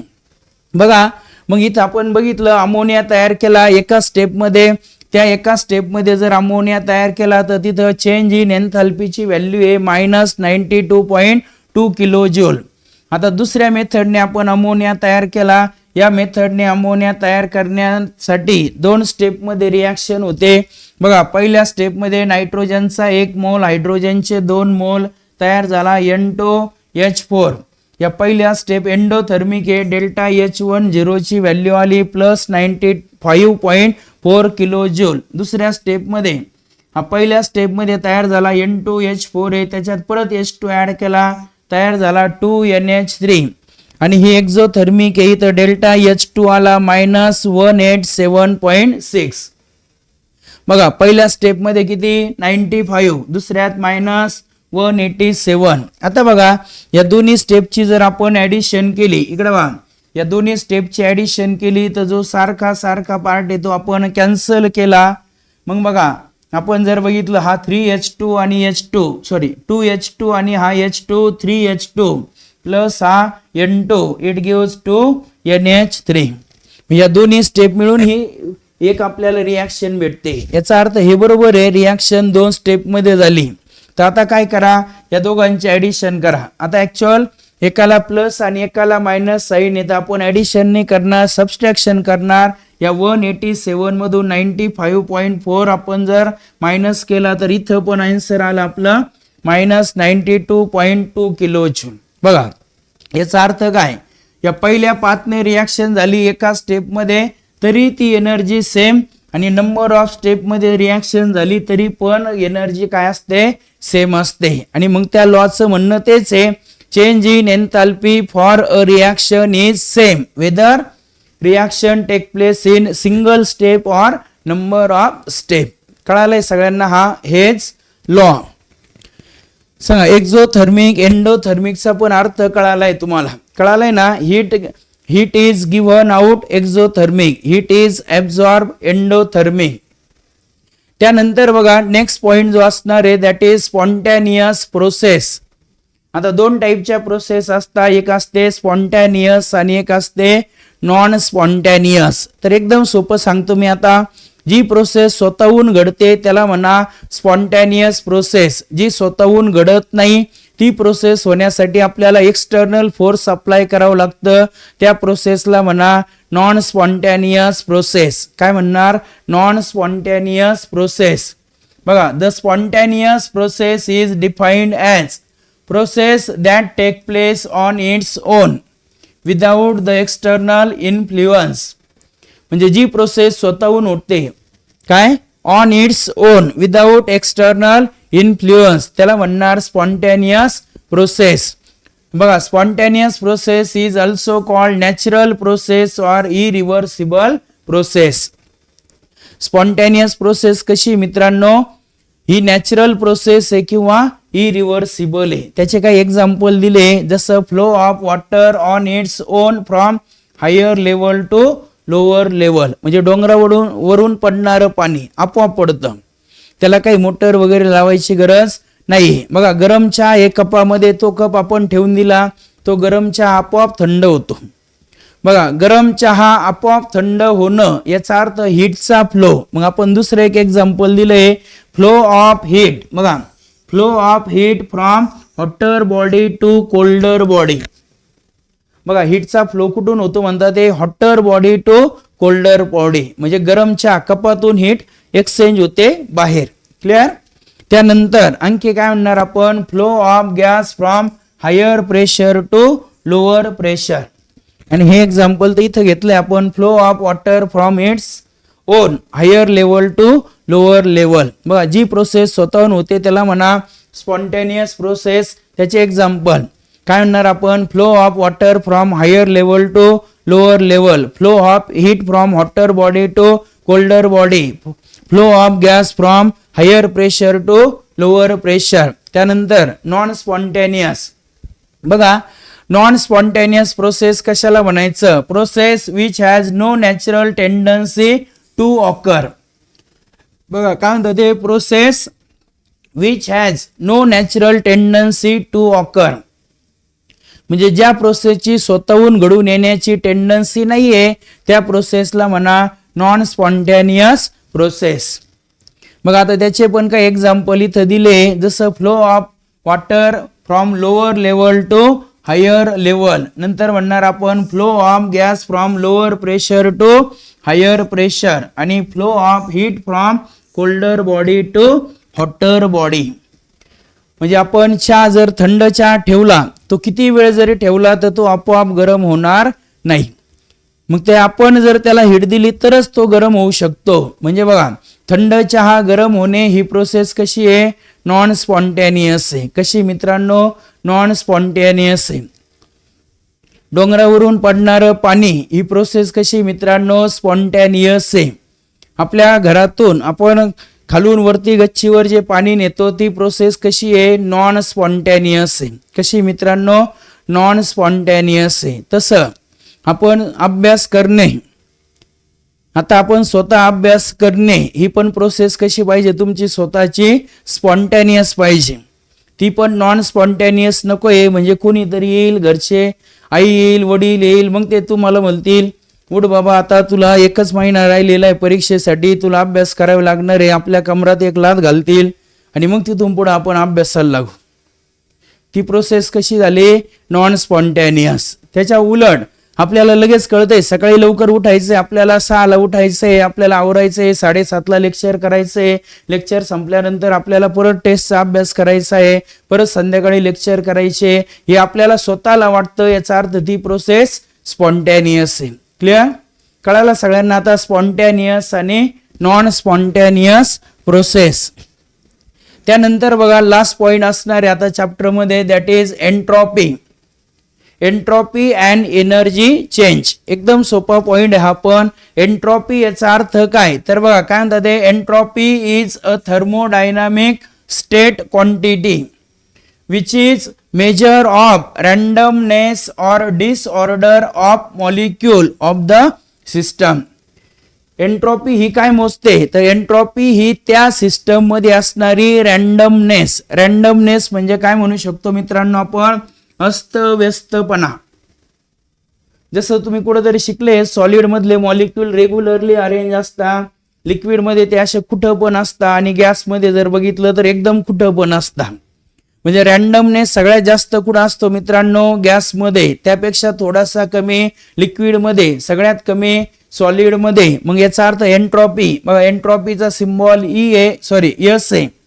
मग सगळ्यात जास्त एंट्रॉपी कोणाची, गॅसची, त्यापेक्षा लिक्विड आणि त्यापेक्षा सॉलिड. एंट्रॉपी म्हटलं का आपल्याला लगेच आठवलं पाहिजे काय मोजते, रँडमनेस किंवा डिसऑर्डर ऑफ मॉलिक्यूल. एंट्रॉपीचा सिम्बॉल एस. सांगा कोणाची एंट्रॉपी जास्त, सगळ्यात गॅसची, कोणापेक्षा लिक्विड आणि सॉलिड. आणि ह्या एंट्रॉपीचं SI युनिट आहे मित्रांनो, जूल पर केल्विन. या युनिट वर पण क्वेश्चन विचारला जातो, त्यामुळं आपण पाठ करायचंय. बघा काय युनिट काय एंट्रॉपीचं तर जूल पर केल्विन. काय काय लक्षात ठेवायचं, एंट्रॉपी काय मोजते, रँडमनेस किंवा disorder of the molecule of the system. एंट्रॉपीचा सिम्बॉल एस. बघा एन्थाल्पीचा सिम्बॉल H. इंटरनल एनर्जीचा सिम्बॉल U. तसं एंट्रॉपीचा सिम्बॉल एस. बघा एंट्रॉपीचं युनिट काय, जूल पर केल्विन. त्यानंतर बघा कॅरेक्टरिस्टिक ऑफ एंट्रॉपी.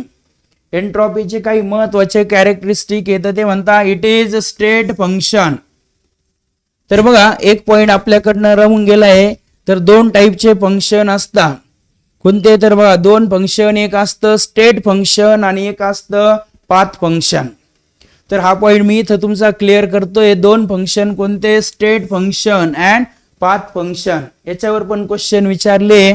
बघा काय म्हणतात ते, any property of a system whose value depends upon initial and final state of system. बघा सिस्टमची अशी प्रॉपर्टी की ज्या प्रॉपर्टीची व्हॅल्यू फक्त कशावर डिपेंड असते, इनिशियल स्टेट आणि फायनल स्टेट.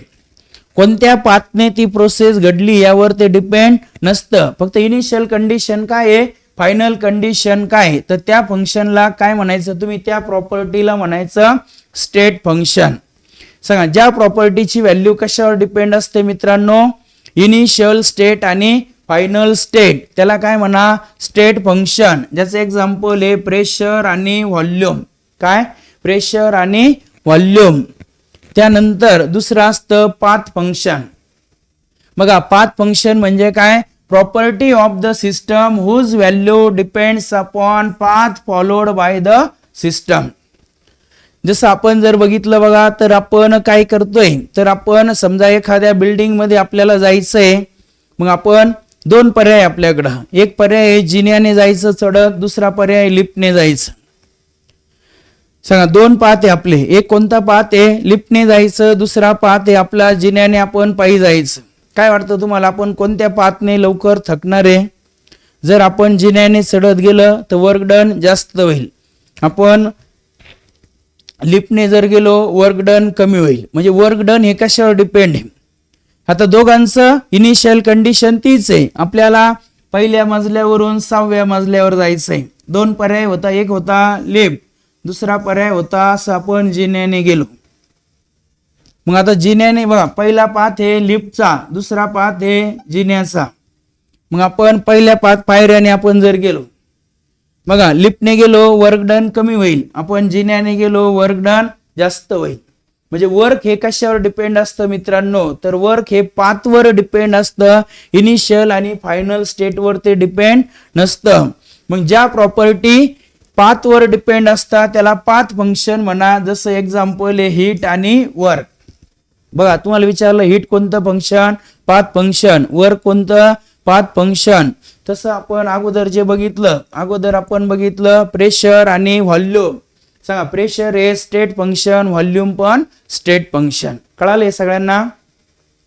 बघा अगोदर एक्सटेन्सिव्ह प्रॉपर्टी, इंटेन्सिव्ह प्रॉपर्टी हे दोन टाईपचे फंक्शन असतात, स्टेट फंक्शन आणि पाथ फंक्शन. त्यानंतर आपण हा पहिला पार्ट आता कंटिन्यू करू.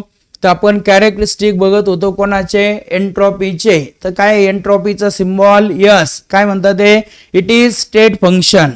सांगा एंट्रॉपी हे कोणतं फंक्शन आहे, स्टेट फंक्शन. सांगा स्टेट फंक्शन याचा अर्थ याच्या व्हॅल्यू कशावर डिपेंड असतात, तर इनिशियल आणि final state of system, not depends upon path. त्यानंतर इट इज एक्सटेन्सिव्ह प्रॉपर्टी. बघा एंट्रॉपी ही कोणती प्रॉपर्टी मित्रांनो, एक्सटेन्सिव्ह प्रॉपर्टी. एक्सटेन्सिव्ह प्रॉपर्टी याचा अर्थ याची व्हॅल्यू कशावर डिपेंड आहे मित्रांनो, तर अमाऊंट ऑफ मॅटर. कशावर डिपेंड असणार आहे, अमाऊंट ऑफ मॅटर वरती. त्यानंतर इफ हीट इज ऍब्झॉर्ब, जर सिस्टमने हीट ऍब्झॉर्ब केली, डेल्टा एस कसा येईल, पॉझिटिव्ह. आता डेल्टा एस म्हणजे काय, चेंज इन एंट्रॉपी, म्हणजे final entropy minus initial entropy. म्हणजे यस फायनल मायनस काय म्हणणार आपण, यस इनिशियल.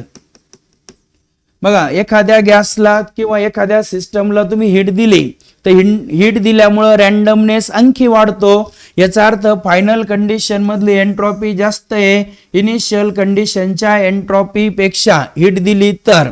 म्हणून डेल्टा एस ची व्हॅल्यू कशी येते मित्रांनो, positive. And if heat is evolve, heat release झाली तर डेल्टा एस ची व्हॅल्यू काय येईल मित्रांनो, निगेटिव्ह येईल. सांगा एंट्रॉपी हे स्टेट फंक्शन आहे, एक्सटेन्सिव्ह प्रॉपर्टी आहे. हीट ऍब्झॉर्ब केली, delta S positive, heat release झाली, डेल्टा एस हा कसा येईल मित्रांनो, निगेटिव्ह येईल. त्यानंतर काही फॉर्म्युले लक्षात ठेवायचे आपल्याला एंट्रॉपीच्या रिलेटेड. बघा एंट्रॉपीचा पहिला जो फॉर्म्युला आहे डेल्टा एस. सांगा डेल्टा एस म्हणजे काय म्हणणार आपण, चेंज इन एंट्रॉपी. काय फॉर्म्युला लक्षात ठेवायचा, S final minus S initial. म्हणजे फायनल कंडिशन मधली एंट्रॉपी मायनस इनिशियल कंडिशनची entropy, S final minus S initial is equal to Q reversible upon T.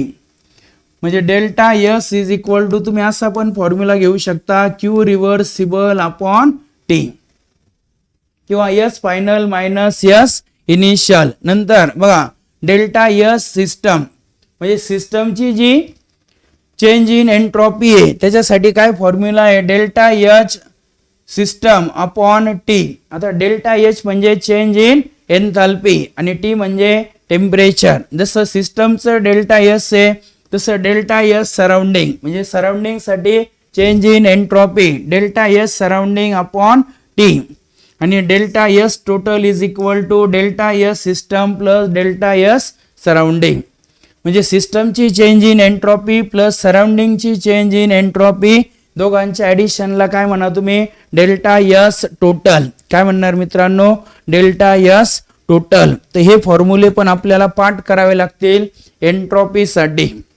बघा delta S is equal to काय आहे S final minus S initial. Delta S system काय आहे delta H upon T. Delta S surrounding काय आहे delta S surrounding upon T. Delta S total is equal to delta S system plus delta S surrounding. त्यानंतर इकडे बघा delta S total is equal to delta S system plus delta S surrounding should be greater than 0. आता ह्या कंडिशनवर पण question विचारले जातात त्यामुळे ह्या कंडिशन लक्षात घ्या. काय म्हणणं आहे त्यांचं डेल्टा एस टोटलची व्हॅल्यू ही 0 पेक्षा जास्त असेल तर प्रोसेस कशी असते स्पॉन्टॅनियस. सांगा कशी असते process spontaneous according to second law of thermodynamics. बघा delta S total is greater than 0. काय सांगायचं प्रोसेस कशी आहे spontaneous. If the value of delta H is positive for system then value of delta H is negative with same value for the surrounding and vice versa. काय म्हणणे बघा आता त्यांचं जर डेल्टा H ची व्हॅल्यू पॉझिटिव्ह आली कोणासाठी system साठी तर डेल्टा H सराउंडिंग काय असतो निगेटिव्ह असतो व्हॅल्यू सेम असते. म्हणजे समजा x व्हॅल्यू डेल्टा H ची बघा डेल्टा एच म्हणताय त्या डेल्टा एच घेतला आपण सिस्टमचा प्लस एक्स तर डेल्टा एच सराउंडिंग हा काय येईल मायनस एक्स. म्हणजे डेल्टा एच सिस्टम साठी आणि सराउंडिंग साठी सेम असतो फक्त त्याच्या व्हॅल्यू कशा असतात मित्रांनो तर अपोजिट असतात. आणि लास्ट पॉइंट आहे बघा यामध्ये तर different statement of second law of thermodynamics. बघा ज्या थर्मोडायनामिक्सचा सेकंड लॉ घेतोय आपण त्या सेकंड लॉच्या काही स्टेटमेंट आहे. काय म्हणतात ते all spontaneous process or naturally occurring processes are thermodynamically irreversible. म्हणजे ज्या सगळ्या स्पॉन्टॅनियस प्रोसेस आहे किंवा नॅचरली होणाऱ्या प्रोसेस आहे त्या कशा आहे मित्रांनो इरिव्हर्सिबल आहे. कशा होतात त्या irreversible. Then during the course of every spontaneous process the entropy of the universe increases. म्हणजे कुठली स्पॉन्टॅनियस प्रोसेस होत असताना एंट्रॉपी काय होते युनिव्हर्सची इन्क्रीज होते. म्हणजे डेल्टा एस टोटल हा ग्रेटर दॅन असतो किती पेक्षा 0 पेक्षा. मग delta S total greater than 0 असेल तर आपण बघितलं होतं कोणती प्रोसेस असते स्पॉन्टॅनियस. आणि लास्ट स्टेटमेंट आहे heat can not be transfer spontaneously from colder body to hotter body. इथं आपण सुरुवातीलाच बघितलं आपोआप थंड जो चहा आहे आपोआप गरम होत नाही. याचा अर्थ heat can not be transfer spontaneously from colder body to hotter body. तर ह्या डिफरंट स्टेटमेंट आहे मित्रांनो कोणत्या लॉ साठी तर सेकंड लॉ ऑफ थर्मोडायनामिक्स. तसा आपण पूर्ण चॅप्टर हा रिवाइज केला आहे. त्यातले मी जे मेन पॉइंट होते मेन फॉर्म्युले होते ते सगळेचे सगळे तुम्हाला रिवाइज करून दिले. हे सगळे फॉर्म्युले सगळ्या ज्या महत्वाच्या काही कंडिशन आहे साइन कन्व्हेन्शन वगैरे हे सगळे तुम्हाला लक्षात ठेवायचे. हे सगळं जर आपण व्यवस्थित लक्षात ठेवलं तर या रिलेटेड असणारे जे काही क्वेश्चन्स आहे ते क्वेश्चन्स आपण इझिली सॉल्व्ह करू शकतो. थोडासा स्पीड मेंटेन करावं लागेल मित्रांनो. काही न वाटेल तर थोडंसं फास्ट वगैरे तर नाहीच आहे. आपण ट्राय करतो मॅक्झिमम तुम्हाला रिवाइज करण्याचा. आता स्पीड थोडासा मेंटेन पण करावं लागणार आहे कारण की आपल्याला टाईमचं लिमिटेशन असणार आहे. फक्त तुम्ही लक्षात ठेवायचं जे आपण घेतोय तेवढं तुम्ही मेन फॉर्म्युले वगैरे नोट करत चालायचे. तर कळालंय सगळ्यांना. माझ्या मते सगळ्यांना समजलेलं असणार आहे. क्लिअर. तर सगळ्यांना जर समजलेलं असेल चॅप्टर तर पटकन 1 मिनिटात वाय टाईप करा. आणखी 5 मिनिट बाकी आहे. त्या 5 मिनिटामध्ये आपण काय करणार आहे मित्रांनो तर आपण त्यासाठी काही क्वेश्चन्स आहे तुम्हाला आपण आजच्या लेक्चरमध्ये घेऊ. काही थेरॉटिकल क्वेश्चन आहे ते आपल्याला घ्यायचे. सिद्धी समीक्षा देवयानी आदित्य भोसले ऋतुजा बुजाडे सर्व यस म्हणताय, याचा अर्थ जी आपण रिव्हिजन घेतली आहे ती कळाली आपल्याला. भावेश, गायत्री पैठणकर, यश कायस्थ, जगन्नाथ नाही का, जगन्नाथ कळंके, कमेंट येत नाही जगन्नाथ. नुमेर शेख कोपरगाव, नुमेर शेख काही लेक्चर वगैरे अटेंड करताय का? महेश जगताप, कल्याणी राणे, तन्मय पठाडे, ओम धुमाळ,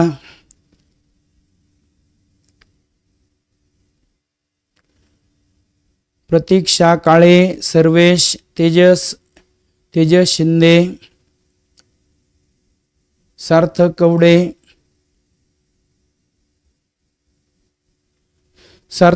सांगताय गिफ्ट्स एनर्जी. तर गिफ्ट्स एनर्जीच्या रिलेटेड एक इक्वेशन आहे, ते आपण तुम्हाला ज्यावेळेस MCQ घेऊ त्या MCQ मध्ये मी ते कव्हर करणार आहे माझ्या लक्षात ते.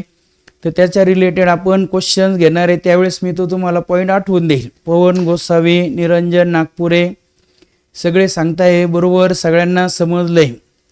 जर आता आपल्याला समजलंय तर पटपट आता मी काही तुम्हाला इथं क्वेश्चन येत आहे तुमच्या स्क्रीन समोर, त्या स्क्रीन समोर आलेले जे क्वेश्चन आहे त्याचे पटपट मला ऑप्शन सांगायचे. फर्स्ट क्वेश्चन तुमच्या स्क्रीन समोर आलेला आहे, पटकन मला आता तुम्ही आन्सर सांगायचं आहे. सांगा, पटपट सांगायचं आहे. Identify the process from following such that volume of system remains constant. पटपट असं चॅट बॉक्स फास्ट पळायला पाहिजे. सगळ्यांनी बरोबर ऑप्शन सांगताय. डी सांगताय, काही बी सांगताय, मॅक्झिमम बी सांगताय, एक जणांनी डी सांगितले. सार्थक कवडे, ओम धुमाळ, ऋतुजा बुजाडे, समीक्षा सेलार, सृष्टी साठे, आकांक्षा चव्हाण, निरंजन नागपुरे, निरंजन डी ऑप्शन सांगताय तुम्ही. यश कायस्थ बी ऑप्शन, कल्याणी राणे बी ऑप्शन, गांगोडे बी ऑप्शन सांगताय, श्रेया धोंडे, सुमित मोरे. काय म्हणता ते, कोणत्या सिस्टम किंवा कोणत्या प्रोसेसचं आपल्याला नाव शोधायचं आहे, तर ज्या प्रोसेसमध्ये volume of system remains constant.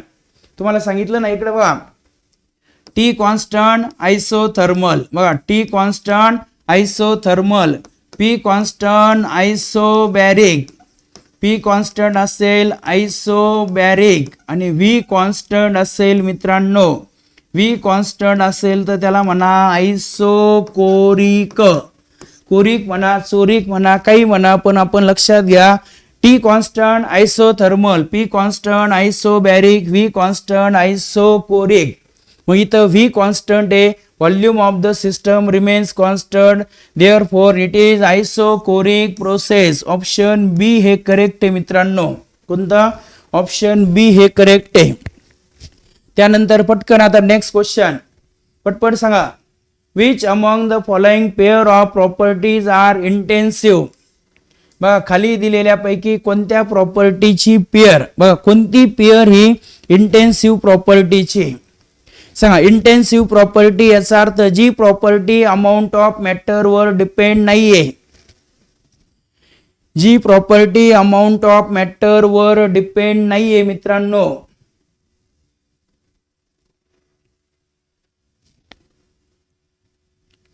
Rucha सांगताय Yash Kayasth B option, Nutan Mahale A option, Om Dhumal A option, Srushti Borkar A option, Siddhi Kudale A option, Bhavesh A option, Samiksha Shelar option C सांगताय.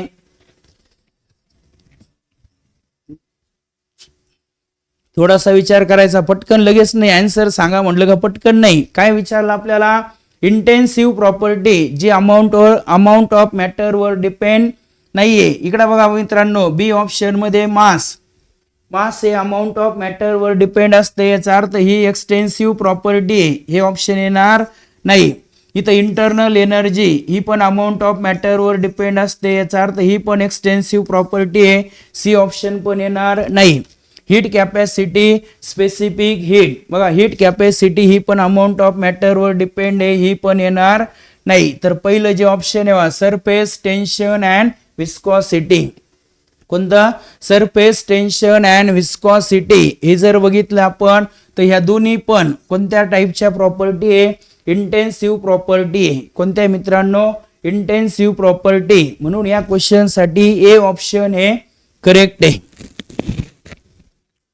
त्यानंतर next next question, which among the following properties is not a state function. खाली दिलेल्यापैकी कोणती property हे state function नाहीये मित्रांनो असं विचारलंय. State function नाहीये असं विचारलंय. सांगा स्टेट फंक्शन नाही याचा अर्थ पाथ फंक्शन आहे. मग कोणतं पाथ फंक्शन आहे आपल्याला विचारलंय. पटपट सांगताय. सिद्धी सांगताय, सर्वेश वाकचौरे, यश कायस्थ, भावेश सगळ्यांनी करेक्ट सांगितलंय. सृष्टी बोरकर, श्रेया धोंडे, रुचा सर्वांनी करेक्ट ऑप्शन सांगितले. कोणतं स्टेट फंक्शन नाहीये मित्रांनो. तर यातलं आपण आत्ता बघितलं वर्क. वर्क हे कशावर डिपेंड असतं मित्रांनो, तर पाथ वर डिपेंड असतं. म्हणजे वर्क हे पाथ फंक्शन आहे, ते स्टेट फंक्शन नाहीये. म्हणून या क्वेश्चन साठी सी ऑप्शन हे करेक्ट आहे मित्रांनो. सगळ्यांनी सी ऑप्शन दिलंय. नेक्स्ट क्वेश्चन कडे आपण जातोय. Which of the following is an extensive property of system. पटपट सांगा. खाली दिलेल्यापैकी कोणती एक्सटेन्सिव्ह प्रॉपर्टी आहे. सांगा. Temperature, volume, surface tension, viscosity. सांगा. Which of the following is an extensive property. कोणती एक्सटेन्सिव्ह प्रॉपर्टी असं आपल्याला विचारलंय. एक्सटेन्सिव्ह प्रॉपर्टी याचा अर्थ जी अमाउंट ऑफ मॅटर वर डिपेंड असते. सर्वेश वाकचौरे बी ऑप्शन, यश कायस्थ, महेश जगताप, समीक्षा मोरे.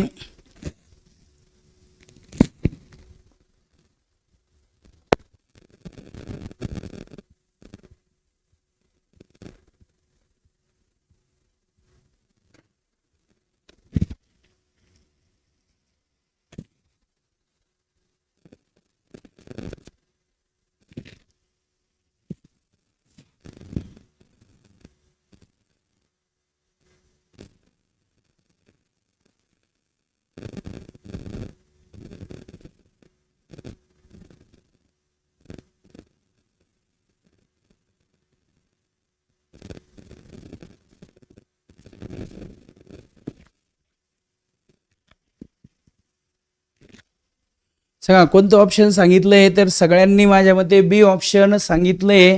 किती वेळ रिपीट झालाय बघा क्वेश्चन. 2024, 23, 20, 19. म्हणजे 19, 20, 23, 24 असा 4 वर्ष रिपीट झालेला क्वेश्चन आहे. त्यांनी विचारलं आपल्याला कोणती एक्सटेन्सिव्ह प्रॉपर्टी आहे. तर यामधलं व्हॉल्यूम हे काय असणार आहे मित्रांनो, एक्सटेन्सिव्ह प्रॉपर्टी जी कशावर डिपेंड असेल तर अमाउंट ऑफ मॅटर. त्यानंतर which from the following is an example of both intensive property and state function. सांगा खाली दिलेल्यापैकी कोणतं एक्झाम्पल आहे स्टेट फंक्शन आणि इंटेन्सिव्ह प्रॉपर्टी दोघांचं पण आहे. सांगा दोघांसाठी पण म्हणतात ते.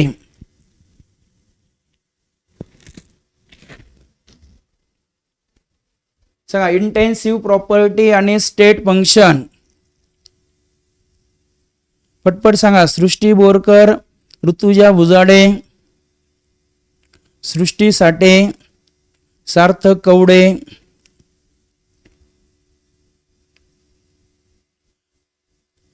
स्वरांजली पठारे.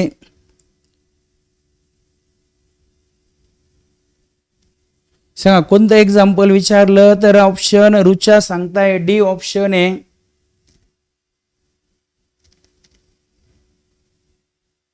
आता आपण एंट्रॉपी बद्दल बघितलं रुचा, ज्यामध्ये तुम्ही एंट्रॉपी हे स्टेट फंक्शन म्हटलं पण तिथं काहीतरी आपण एक्सटेन्सिव्ह प्रॉपर्टी असं म्हटलंय. इंटेन्सिव्ह प्रॉपर्टी नाहीये ती. इथं आपल्याला विचारलं काय आहे तर इंटेन्सिव्ह प्रॉपर्टी पण पाहिजे आणि स्टेट फंक्शन पण पाहिजे. तर ते कोणतं येईल मित्रांनो इथं टेम्परेचर. कोणतं येईल टेम्परेचर. तर ह्या क्वेश्चन साठी ऑप्शन सी हे करेक्ट आहे.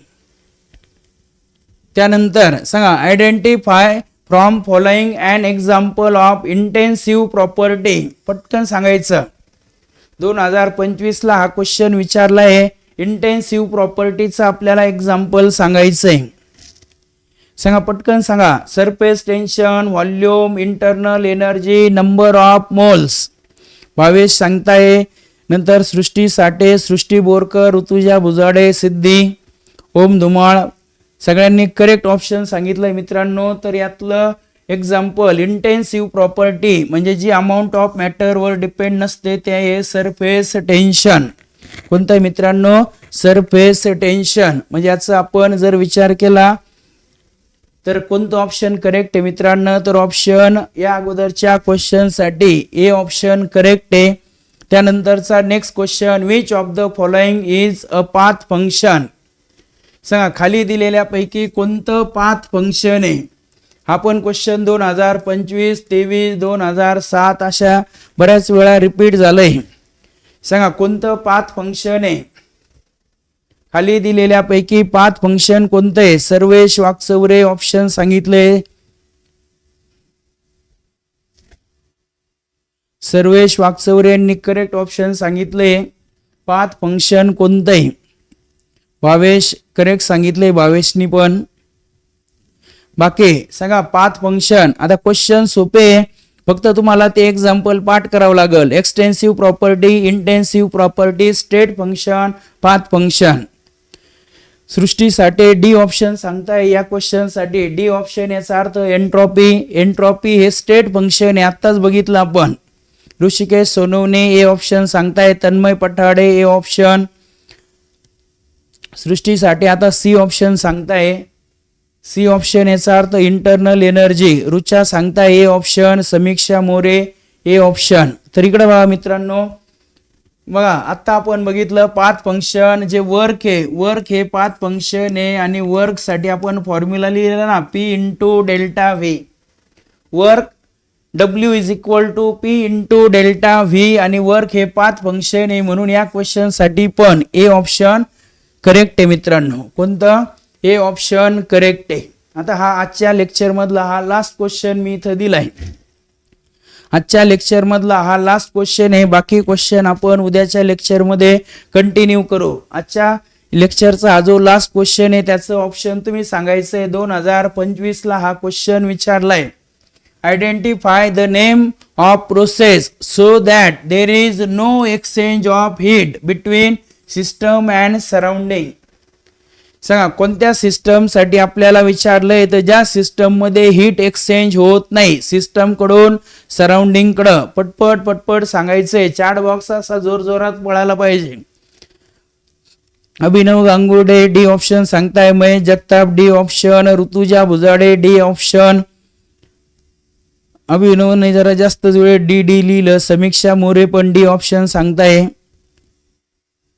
पटपट. भोसले आदित्य भोसले आहे का? आदित्य भोसले असेल तर सांगा option. Pratiksha Kale D option सांगताय.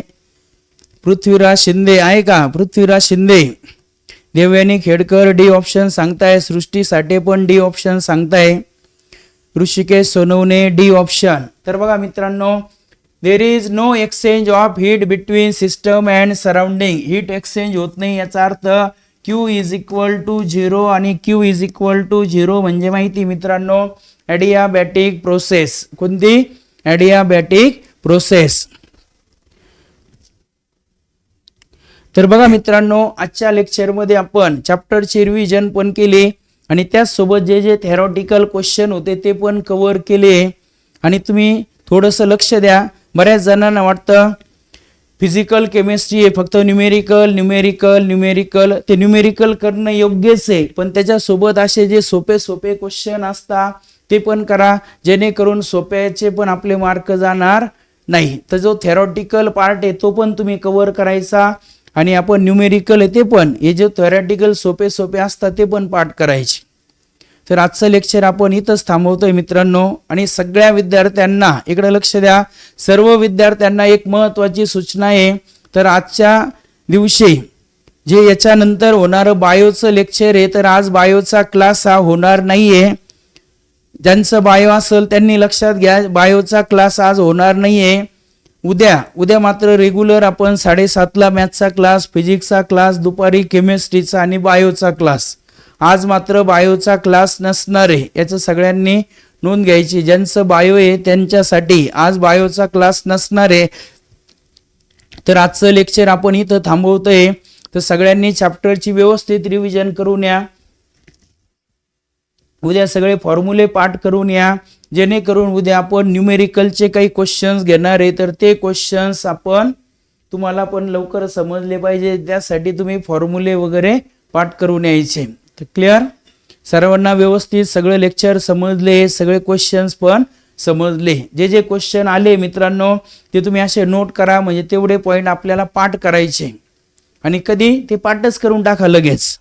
तर आजचं लेक्चर आपण संपवतोय. Thank you so much.